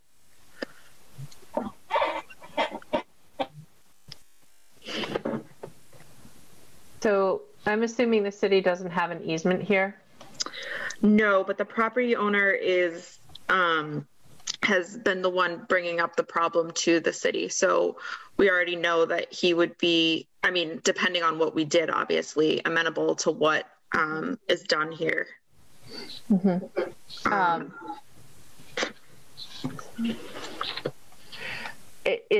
Do you think amenable, including the city putting some stakings in? If you were to go back to those photos, like I haven't had any discussions with him. I don't know if he would be for or against it. It's been more like the someone in the sewer department, or might have been Greg, talked with him. But we could definitely have discussions about that. This is, as Julia is saying, that there's No, that does make to sense. hold the soil structure of the bank together. Yep. Especially, I mean, even there's some less grassy stuff popping up, but it looks like it just gets mowed straight down there. So if Yeah, I mean, I think our plan was to mostly put in gravel and stone in there, as opposed to, but I mean, obviously live stakes would be even better. But we were hoping to do most of this in-house. I don't know how much the guys have done with that kind of stuff. I have a question. I was going to say it's not terribly complicated. In a discrete application like this. Yes. Julie, what do you think? Yeah, I mean it pretty much boils down to taking the sticks and shoving them in the ground. It's pretty basic. you can encourage them a little, but that's pretty much it. No, I mean, that sounds doable. Pretty hard to fail. Yeah. Sounds doable. So, I mean, if that's what's required, I mean, I think they could, it would be doable. We'd obviously have to talk to the property owner, but he does want something done with this. We do know that. Timing is pretty specific on the live stakes, so usually, right?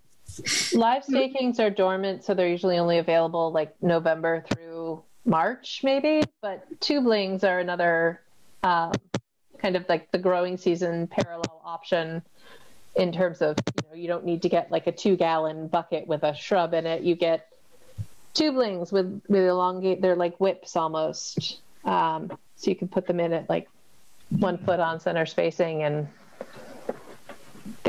they're grown in tube-like vessels so to promote root development. Yep. I've mostly only seen them in pictures, so yep. I understand what they're doing. It makes sense to me.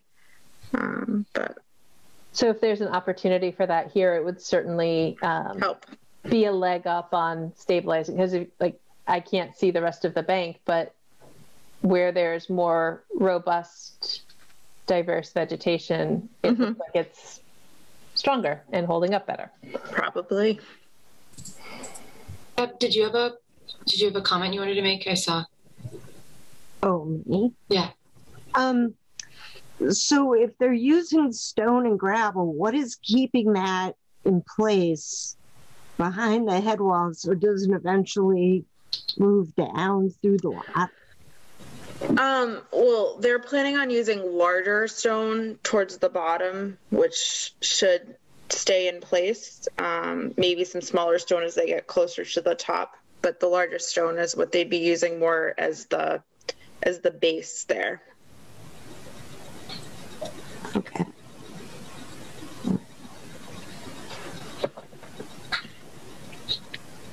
Thanks.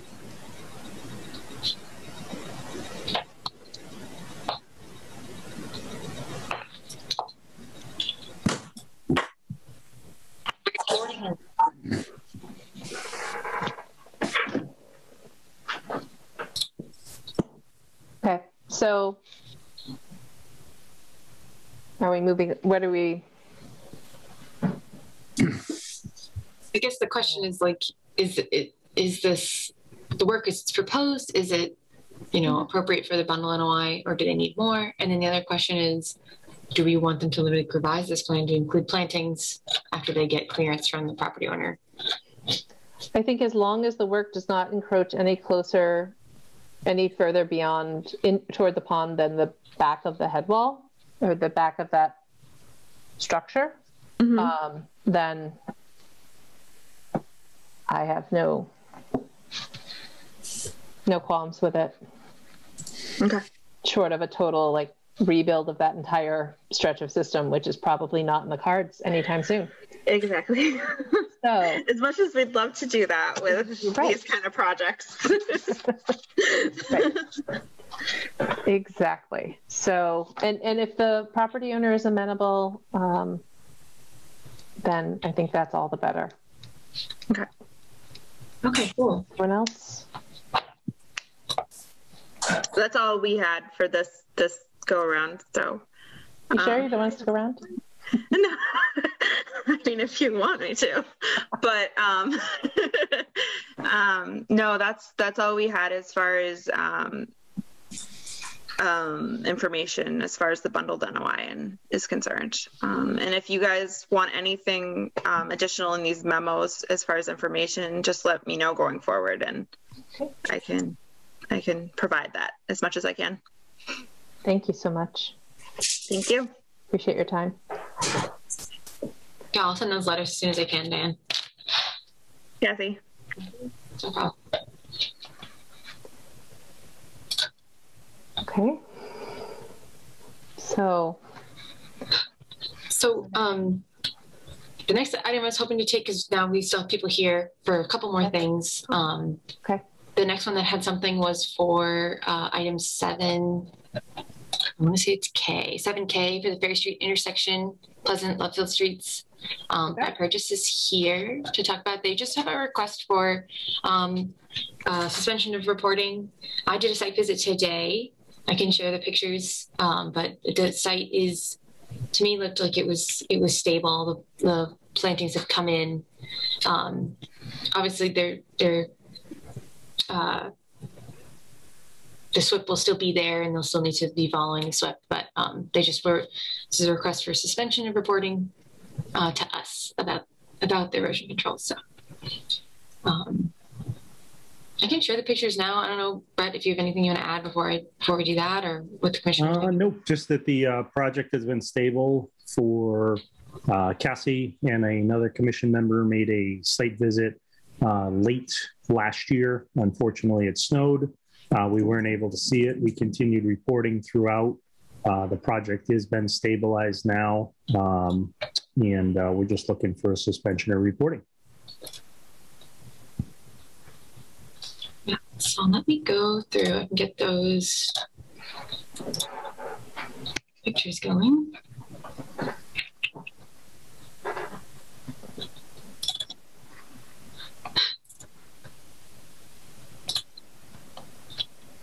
Okay, I'm gonna share my screen. So these are kind of, they're gonna jump around a little, but so this is the rotary itself that was installed. This is just a peek of the plantings that are outside of the resource areas, but they did complete the plantings on the other side. So there's this area that was disturbed. The chargers are up there. This slope, the bike path going through this area over here is part of the One Ferry Street project. So that's a separate thing. Let's see. This is along, these are going to jump around like crazy. So this is along the actual bank. The dam is up ahead down there.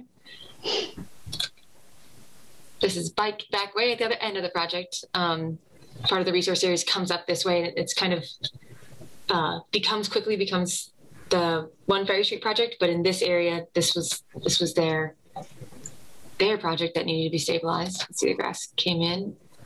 I guess we're going to go back and forth between these two. This is just along that area again, kind of backed up a little bit. Again, the dam's way down there. The rotary is kind of like back and to my left. These erosion controls in the grass, so it came in around here, closer to that area while that seeding happened. Looking back from the edge of the limit of work. Again, grass, everything kind of ends right at this wall and this fence. Mm-hmm. Look for the dam area again. Looking up, rotaries over to the right now.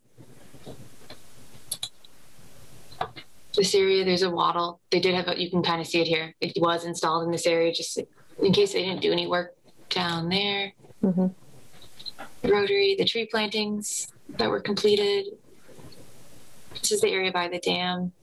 Right there. That doesn't look great.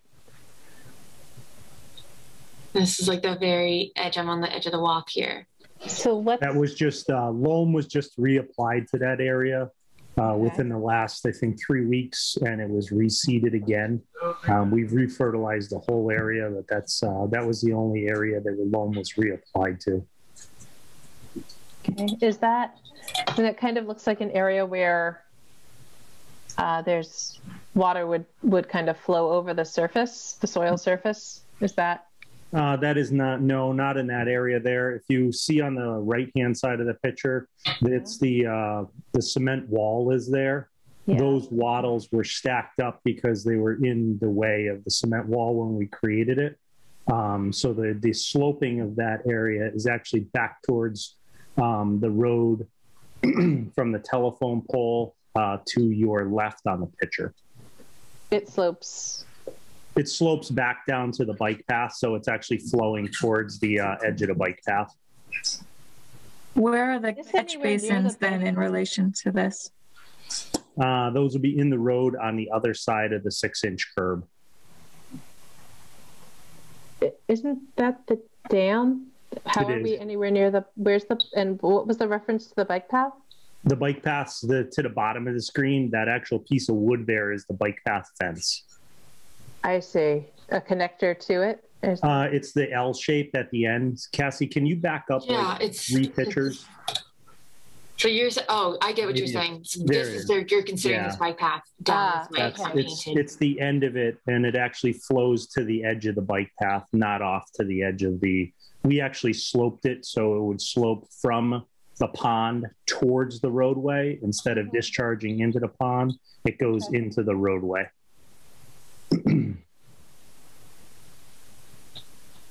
We reapplied some areas that needed some loam from over the winter, and that's one of the areas that I had scarified and reapplied just within the last couple of weeks. Okay. And are those erosion controls, are those still functional? They are still functional, and we are going to leave them until the end of the project, until everything is completely stabilized. Those are actually, like I said, when we built the wall, they actually get wet, and we didn't move them out of there. We actually double stacked them around there because we had outside of the limits. That telephone pole is outside of our limits, and we had some water coming in from where the telephone pole was and the edge of the roadway where the guardrail meets the bridge. So we actually double stacked or triple stacked those erosion controls up in that area just to stop some of the water from coming back into our project and coming onto the bike path and continuing to have to maintain that bike path with sweeping. Okay.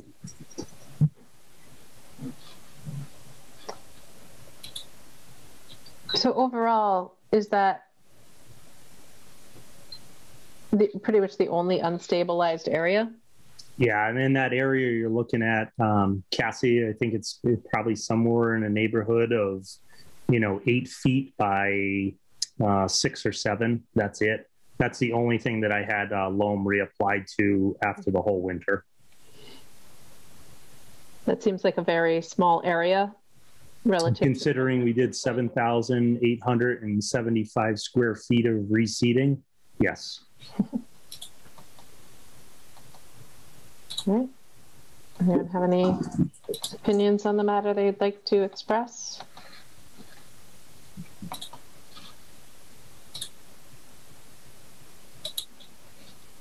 Was there an invasives management piece to this project?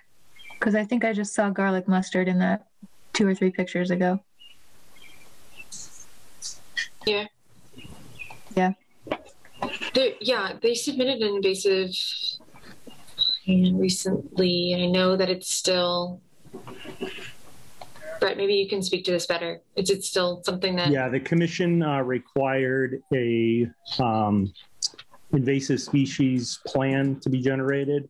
That we brought in our specialists. The specialist generated the plan, identified the species, and the commission has a copy of that said plan that was developed as part of the order of conditions.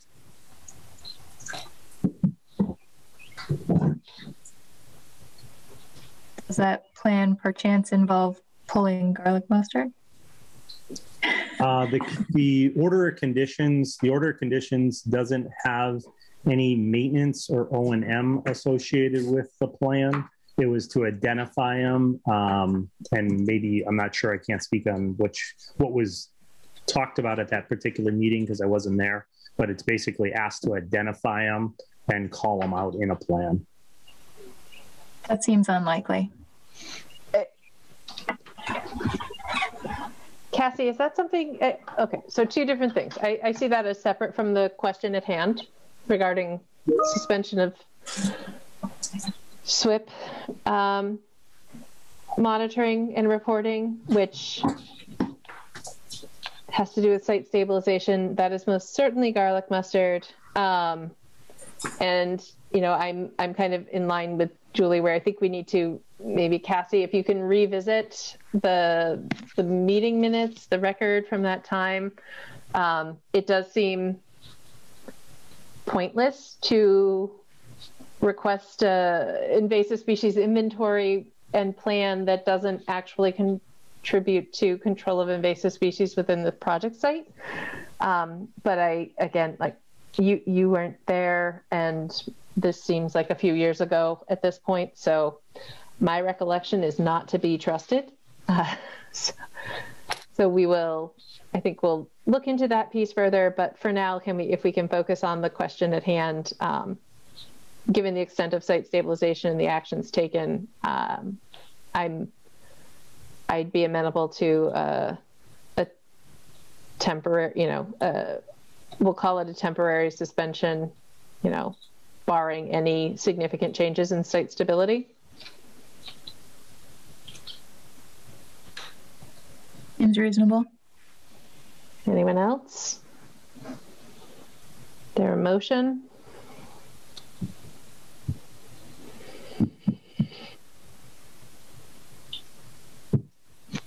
I'll make a motion that we suspend reporting on the Ferry Street intersection until what time?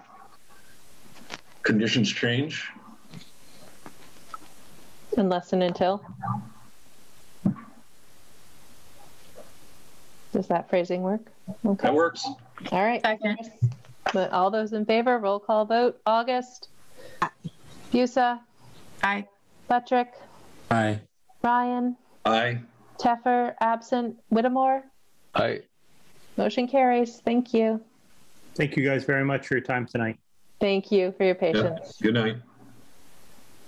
Okay, the last item that we have that has a person is for the school, and it's item 7M. Okay. Easthampton School Committee, DEP file number 151305. Construction of a new school building with associated parking, driveway, utility, stormwater system, track and field facilities, site amenities, and landscaping at 200 Park Street. Good evening. If you would kindly introduce yourself for the record.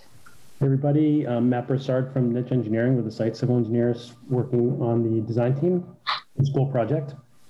So this is an issue that came up a while back, and we've been talking informally with Cassie, and last week with some members of the commission. I think there are a couple of people here that weren't possibly at that first meeting or at the site visit last week.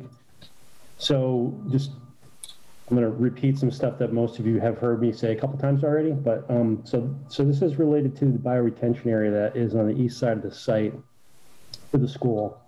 That area was designed with an underdrain to maintain proper, desaturation of the soil filtration media in the basin, and that underdrain was not included on the utility plans that were filed with the Conservation Commission as part of the notice of intent filing. It was an oversight on our part. This is not related to a construction change that the contractor has precipitated or differing site condition or anything like that. It was just an oversight on our drawings. So we've been talking with Cassie, and we discussed last week how we might be able to have that underdrain included as part of the official project file, because it is an essential item for the function of the bioretention area. We were hoping, just because of the scale and the size of the work and a relatively limited amount of disturbance in the buffer zone, that we could handle it as an administrative change. And that's what we requested last week. We submitted a letter with some materials related to how the basin functions, what the disturbance would need to be, and where it's located. So I don't know if the commissioners have had a chance to review that at all. I'd be happy to step through that as well, or if you want, we can just jump right into questions. It's really up to everyone's discretion there. So fine either way. I don't want to repeat stuff that most of you have already digested and heard me discuss, but I'd be happy to do that if that would make things go easier or faster or quicker for everybody. Cassie, can you pull up what was provided? Yeah, yep. Hold on just a second. And Matt, you're co-host as well, so if you can share the plan if you have it, but otherwise I can pull it.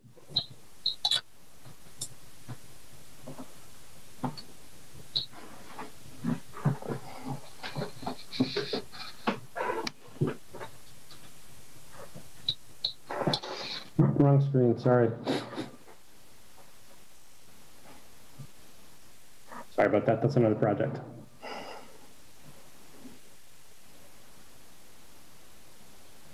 Let's see. It should be this one. I thought that's the one I picked.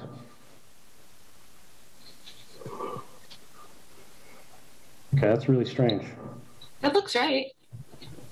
Oh, I'm sorry. I have two screens going here. Oh. This screen minimized, and I'm looking at another drawing on my laptop. Sorry. Yes, this is the right one. Okay, cool. Okay, so this is just an overview, just to give people an idea of, I know you're familiar with the site, but just to put in perspective where the basin is.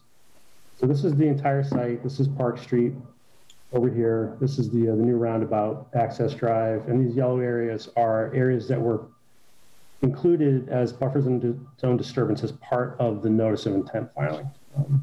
So this area in the back, this is the new school. This green outline is where the bioretention area is being constructed. This arrow right here is the riprap swale outflow direction, which controls stormwater flow from the basin. So this line here is the limited buffer zone. This is the wetland line back here. And to install the under drain, which needs to exit the basin, so you can install an under drain, it'll be a couple feet lower than the lowest elevation in the basin. Needs to extend out in this area because it's the only open space available that we could reach the elevation we need to reach without doing any kind of vegetative disturbance. This is the existing tree line here in the back. And we also sent in a kind of a larger scale sketch. So this is the basin. This is line running down the middle would be the under drain.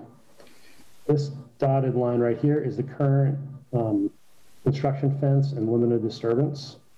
So what we would need to do to install this is to excavate a narrow, relatively shallow trench, about probably 2 feet wide, a couple feet deep,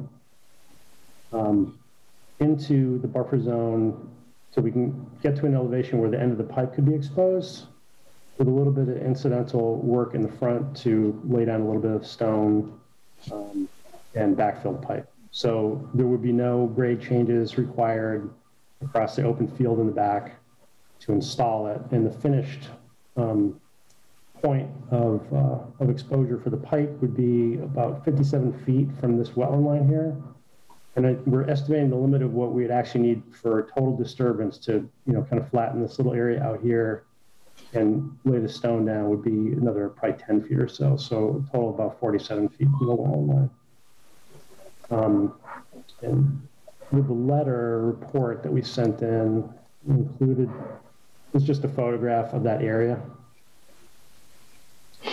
So this fence line here and silt fence, this is right at the edge of the existing bioretention area. So if you can imagine, underground here, 4-inch pipe coming out into the field and hitting daylight probably somewhere right around here, with a little bit more work here to stabilize that area. And then this all eventually just curl back in, you wouldn't even see it. There's no grade changes would be needed. So I would kind of consider it to be more of a temporary disturbance than a permanent disturbance in the buffer area. There's obviously no wetland disturbance involved, no vegetation disturbance other than temporary disruption of this open grass area in the back.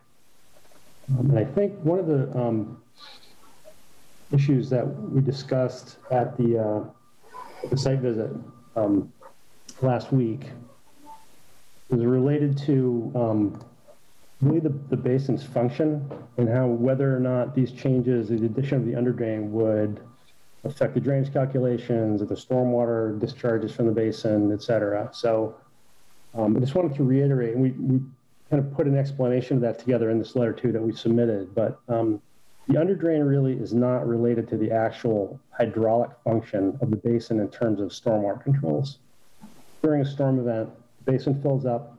It's designed to retain, 1-inch rainfall in a 6-inch depth in the basin.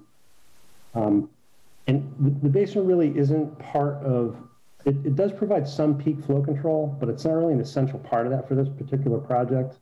The overflow swale is there really just to control and direct discharge from higher level storm events that exceed that 1-inch rainfall depth. So for high level storms, that the discharge is off into the woodland in that direction. And then for a couple of days following the rainfall event, collected water is going to filter through the soil media, eventually make its way through the matrix, the soil matrix underneath, and migrate to the underdrain and drain out. So if you can, it's kind of hard to estimate what that, how much water that would be, but with a couple of assumptions, I just ran through a few numbers here. It's more likely to be like something like if you left your garden hose running in your lawn for a couple of days, it would be like a wet patch and a wet trickle of water that would make its way into the woods until the basin was no longer saturated. And that would happen cyclically during rainfall events. So the main reason that it's necessary is because the underlying soils here are not permeable soils. And in order to maintain healthy plant community in the basin, it needs to be able to, not exist in a completely saturated condition all the time. So that may be not enough or more information than you're hoping for, but just happy to answer any questions and, primarily like to get some direction on how you think we can approach the change. Thank you. So I guess with regard to the construction of the underdrain discharge, and given the nature of the area, I don't see that as a real issue in terms of the interest of the act. It's limited to buffer zone. Yeah, I mean, I could also offer, I was thinking about this the other day. I mean, I think if we were approaching the commission for this type of work, we would probably do so with a request for determination of applicability, frankly. And just in my experience, I would normally expect that would be pretty likely that that'd be a negative determination in that case, just because of the lack of disturbance to to the actual, the wetland area, in those modifications. So I think that's what we had in our minds when we, originally kind of flagged this as an issue. And just because of the rigmarole that's required for, amended filing, the butter notification, and that timeline, we'd kind of like to, avoid that if that's agreeable to the commissioners. And it would be part of the official project file, in the form of the letter that we submitted last week with that change.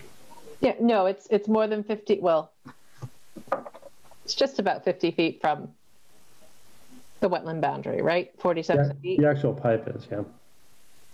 So the majority of the work is over 50 feet. It's in a maintained lawn area that will be restored to existing grades and loamed and seeded. Yeah. And maintained. I mean, they might even, for all I know, they might just, scoop the sod off the top of the trench and just lay it off to the side. I mean, it'd be basically a one-day construction operation, I would imagine. So they might even be able to just cut it, lay it off, and excavate the trench. It's a pretty shallow trench. Backfill and then lay the loam back down, the sod back down on top of it. Hey Matt, it's Mike. Just real quick, the decision of going that way. I mean, couldn't you have? I mean, why is it design going there versus any other direction. I'll put that back up so we can talk about that, because there is a reason for that, actually. So, back to the plan here. So the contour lines from the survey kind of end at the tree line here, but if you can, actually, you know what, I think it might actually show up better on this, on the bigger plan. So you can kind of see the direction these contour lines are going here, right? If you look on the GIS topography, LiDAR topography, these kind of continue, they're pretty uniform through here, and they tighten up as you get a little bit farther north. So the elevation that we need to hit, you know, does continue in this area, but in order to hit that, we would need to actually, you know, start doing excavation into this wooded area. That's originally what we were trying to avoid doing. You know, otherwise normally, yeah, we probably would, you know, kind of send it off in the same direction as the discharge swale. However, you know, both of these, you know, discharge the same, you know, wetland area. So there's no real, you know, wetland flow pattern issue there. And there's just the disturbance required to install it was less where we're proposing it to go. Those are the two reasons, basically, or the main reason. Okay, thank you. I'm just like the closest to the wetlands there. I just thought maybe a better route could have been selected, but okay, thank you.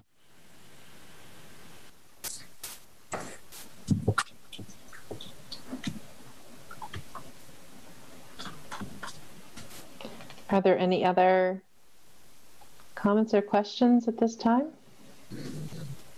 No, I don't think it's a big deal myself, personally. Jay, Deborah, Julie? I'm good with it. I guess one of the only concern was originally it was outside the original limit of work, so that's why we were a little concerned. But I'm okay with I mean, it's a grass field. It's going to be easy to control. And it's an infrequent or minimal discharge rate, right? Yeah, well, I would say it won't necessarily be infrequent, but it will not be a substantial discharge rate. And the whole intent is that will be, you know, where, you know, for minor rainfall events, that's where the water is going to eventually go. But it's not discharging in concert with the peak of the storm event that filled that basin up. It's longer, more drawn out. Basically just, you know, especially for real small ones. I mean, I'd be surprised if much of anything comes out of there that's noticeable. No. Okay. All right. Well, this seems like a minor modification.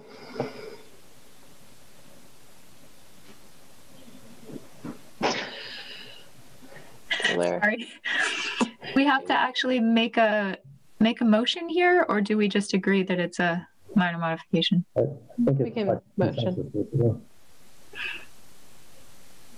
So motion to accept the changes as proposed as a minor modification to the already existing order of conditions. Second. All those in favor, roll call vote. August. Aye. Musa. Aye. Patrick. Aye. Ryan. Aye. Teffer absent. Whittemore. Aye. Motion carries. Thank you. Thank you. I just wanted to mention one other thing too. While I was sitting, I actually like sitting in on these meetings. Ours in particular, or conservation commissions in general?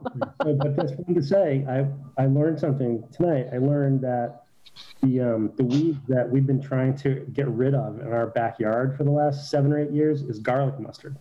Yeah. I looked it up while we were talking.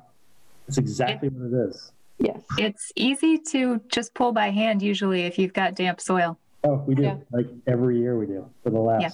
So we haven't caught all of them yet. So anyway. But if you keep doing it every year before it flowers or when it's flowering, you will eventually make a dent. There's those and some kind of wild. They look like rose bushes almost, but they're not really. I don't know what they are. Are they multiflora rose? Yes. Probably. Jay knows all about it. Yeah, they came up, we went, oh, that's cool. There are wild roses in the backyard. And then 2 years later, they were everywhere. Oh. Yeah. So anyway, okay. Well, I won't take up your time. I just thought you'd find that interesting. Good luck with those. Can't you eat garlic mustard? Like, isn't it like edible? Or is that just like something somebody told me to?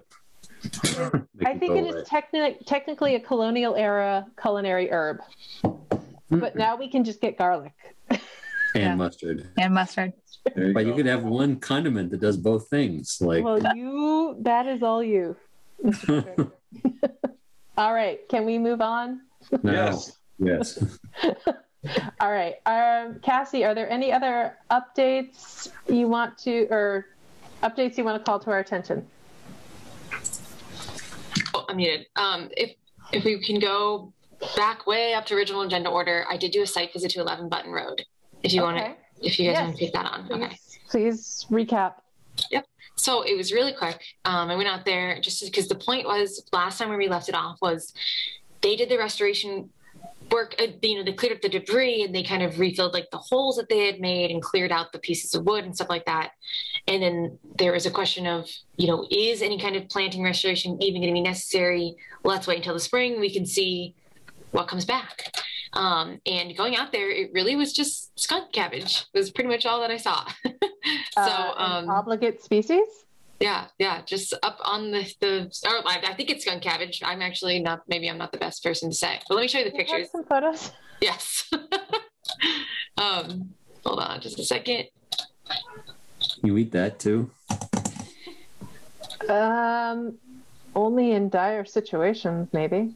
I don't know. That is most certainly skunk cabbage. Yeah. Definitely. Lots of it. So this is like to the left, like farther up, which I'm realizing has no purpose to say it that way. But it's just kind of like at the edge of where they were even doing anything. Julie, this is kind of a good look. Cherry? What's that? Can you go back a photo? Is that a black cherry? I don't know. It kind of looks like the potato chip. It kind of does, but it's hard to say from that picture. Yeah. Either that or it's a conifer. Sure. Why? Cassie, you didn't happen to look at soils, did you? Like soils profile? I don't know if any of these pictures will help. No. Because this is kind of like...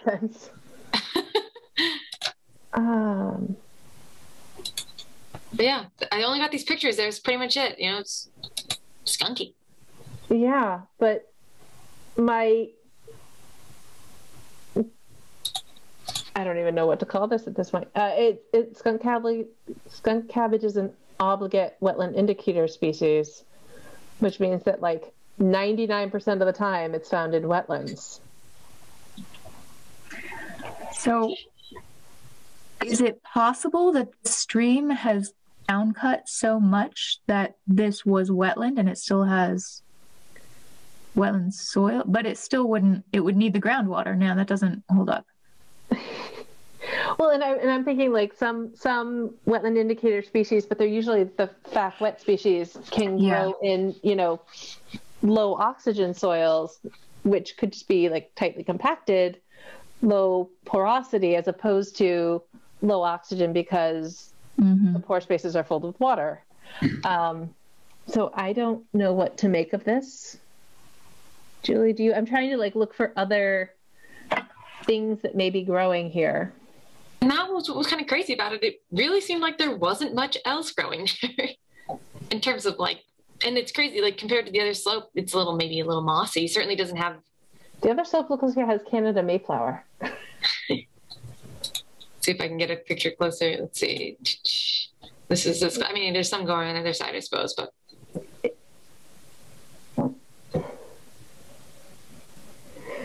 It's not something that's tricking us, is it? I mean, it sure looks like skunk cabbage. Especially the way it's kind of carpeting that area there. That's it's got to be skunk cabbage. It's got to be. Can you zoom into the lower right front corner-ish area? Oh boy. Like down here? Yeah. There's some ferns in there. Is that, But that's new is that skunk all cabbage. baby jewelweed coming up too, Julie? Looks like it. Maybe. Yeah. Yeah, maybe. and lower left, that's definitely kind of Yeah. left behind the fern frond. That's definitely jewelweed. Yeah. Oh yeah, definitely. So Yeah. obligate and fact wet. Huh. So what's going on here? I don't know. There's a wetland and an upland. So what's the question that's being? Well, the question was like, what restoration work did they have to do? Because I don't know if you remember, I'm going to zoom out. Just like originally they had, and you can't really see it anymore, but the kids had been playing back there and like we're trying to create little like dams and a little like they put some boards in that were like a walkway and things like that. So he went back and he put the dirt back where it was originally, and I think he even put some mulch down. Potentially, he cleared out those like little dam structures, and then all like the toys and pieces of wood and stuff got removed. But then the question was like, is there further planting that needs to be done? What was even potentially originally there? And he didn't seem to think that much like vegetation had been removed because it was just his kids, running around back there. So, but we didn't know if like part of the remediation should include some kind of planting. And so we were like, let's wait till spring to see what comes up. And now we have this.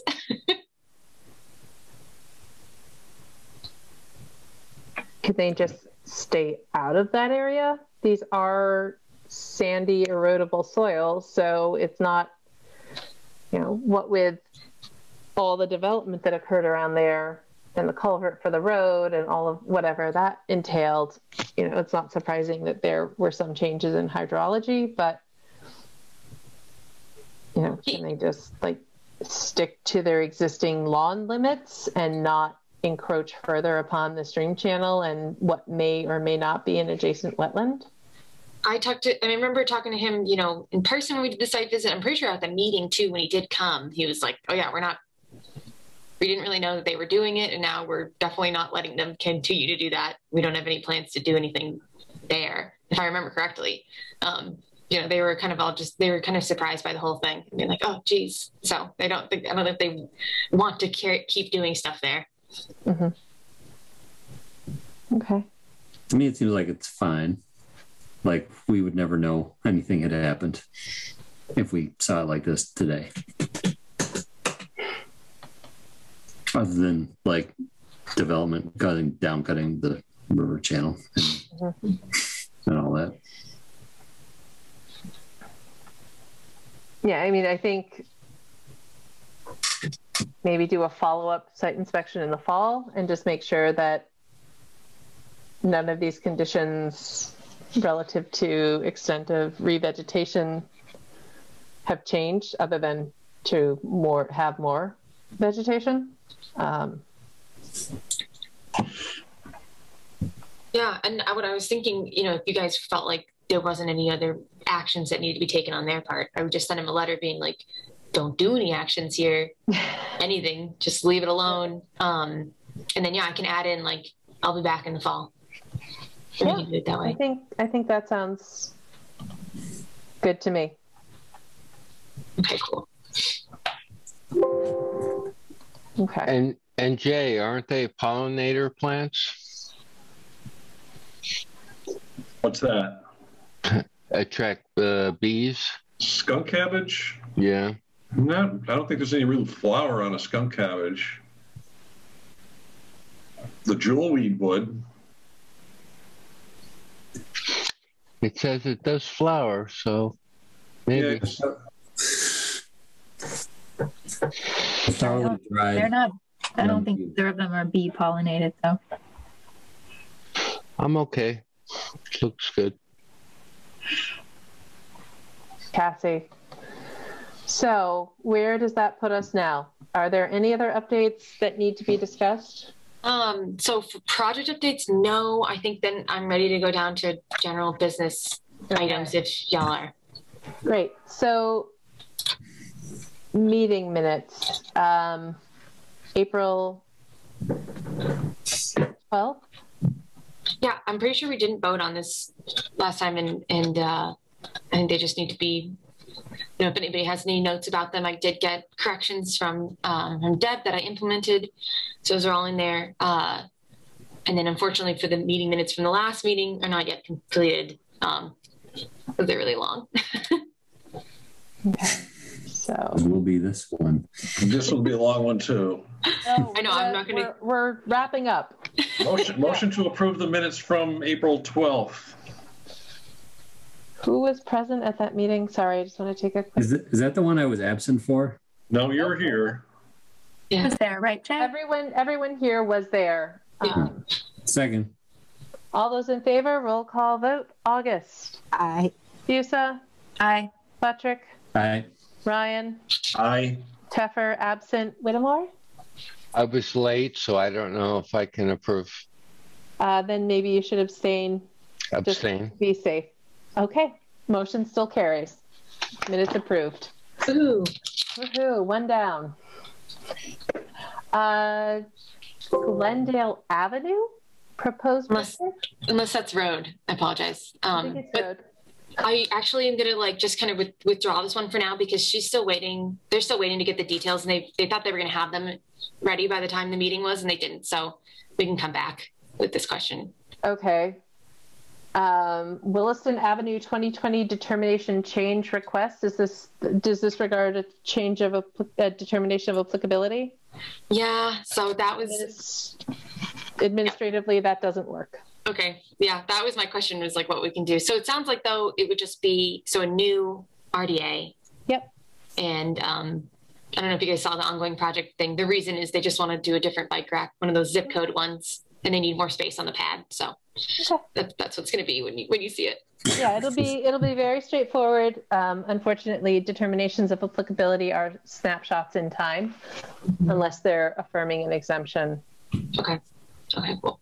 Okay. That's why I'll be back. What is this Williston Northampton School proposed riprap install? Yeah. So they asked me about this a while ago, and I wasn't able to bring it up at the last meeting because it was so long. But they have this walking bridge, and they don't want to do any ground disturbance, but they want to just put in like some boulders and some stone, like larger stones on the edge. And I have pictures I can show you from when I went there. I just didn't know what filing, if any, they needed to do this. They would if it's near a stream, a wetland, or in a buffer zone. Right. Okay. Is it like I happen to look over and just notice that there were bare soils on the side of the walking path, like at the top of the bridge. Is that what they're talking about? Yeah, I'm pretty sure. I can show you the pictures. Okay. What bridge are we talking about? What resource areas? What is our jurisdiction here? Yep.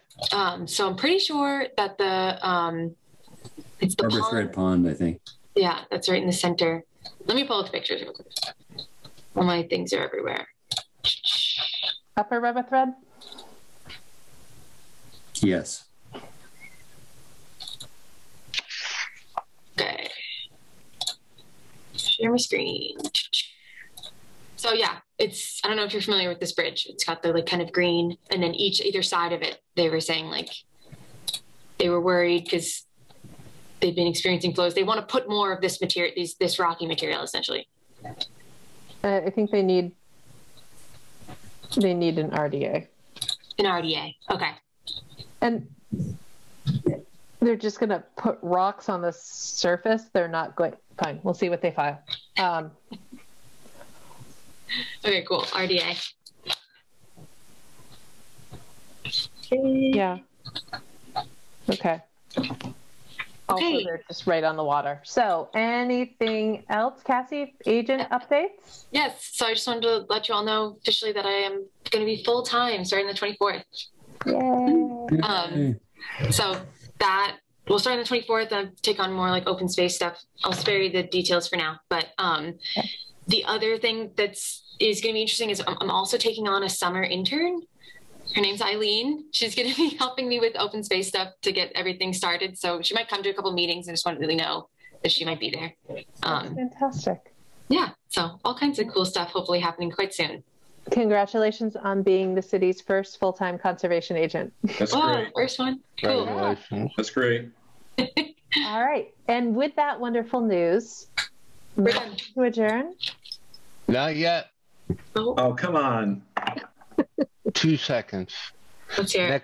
Next meeting, should I bring up a public concern about our site visit at 232 Park Street?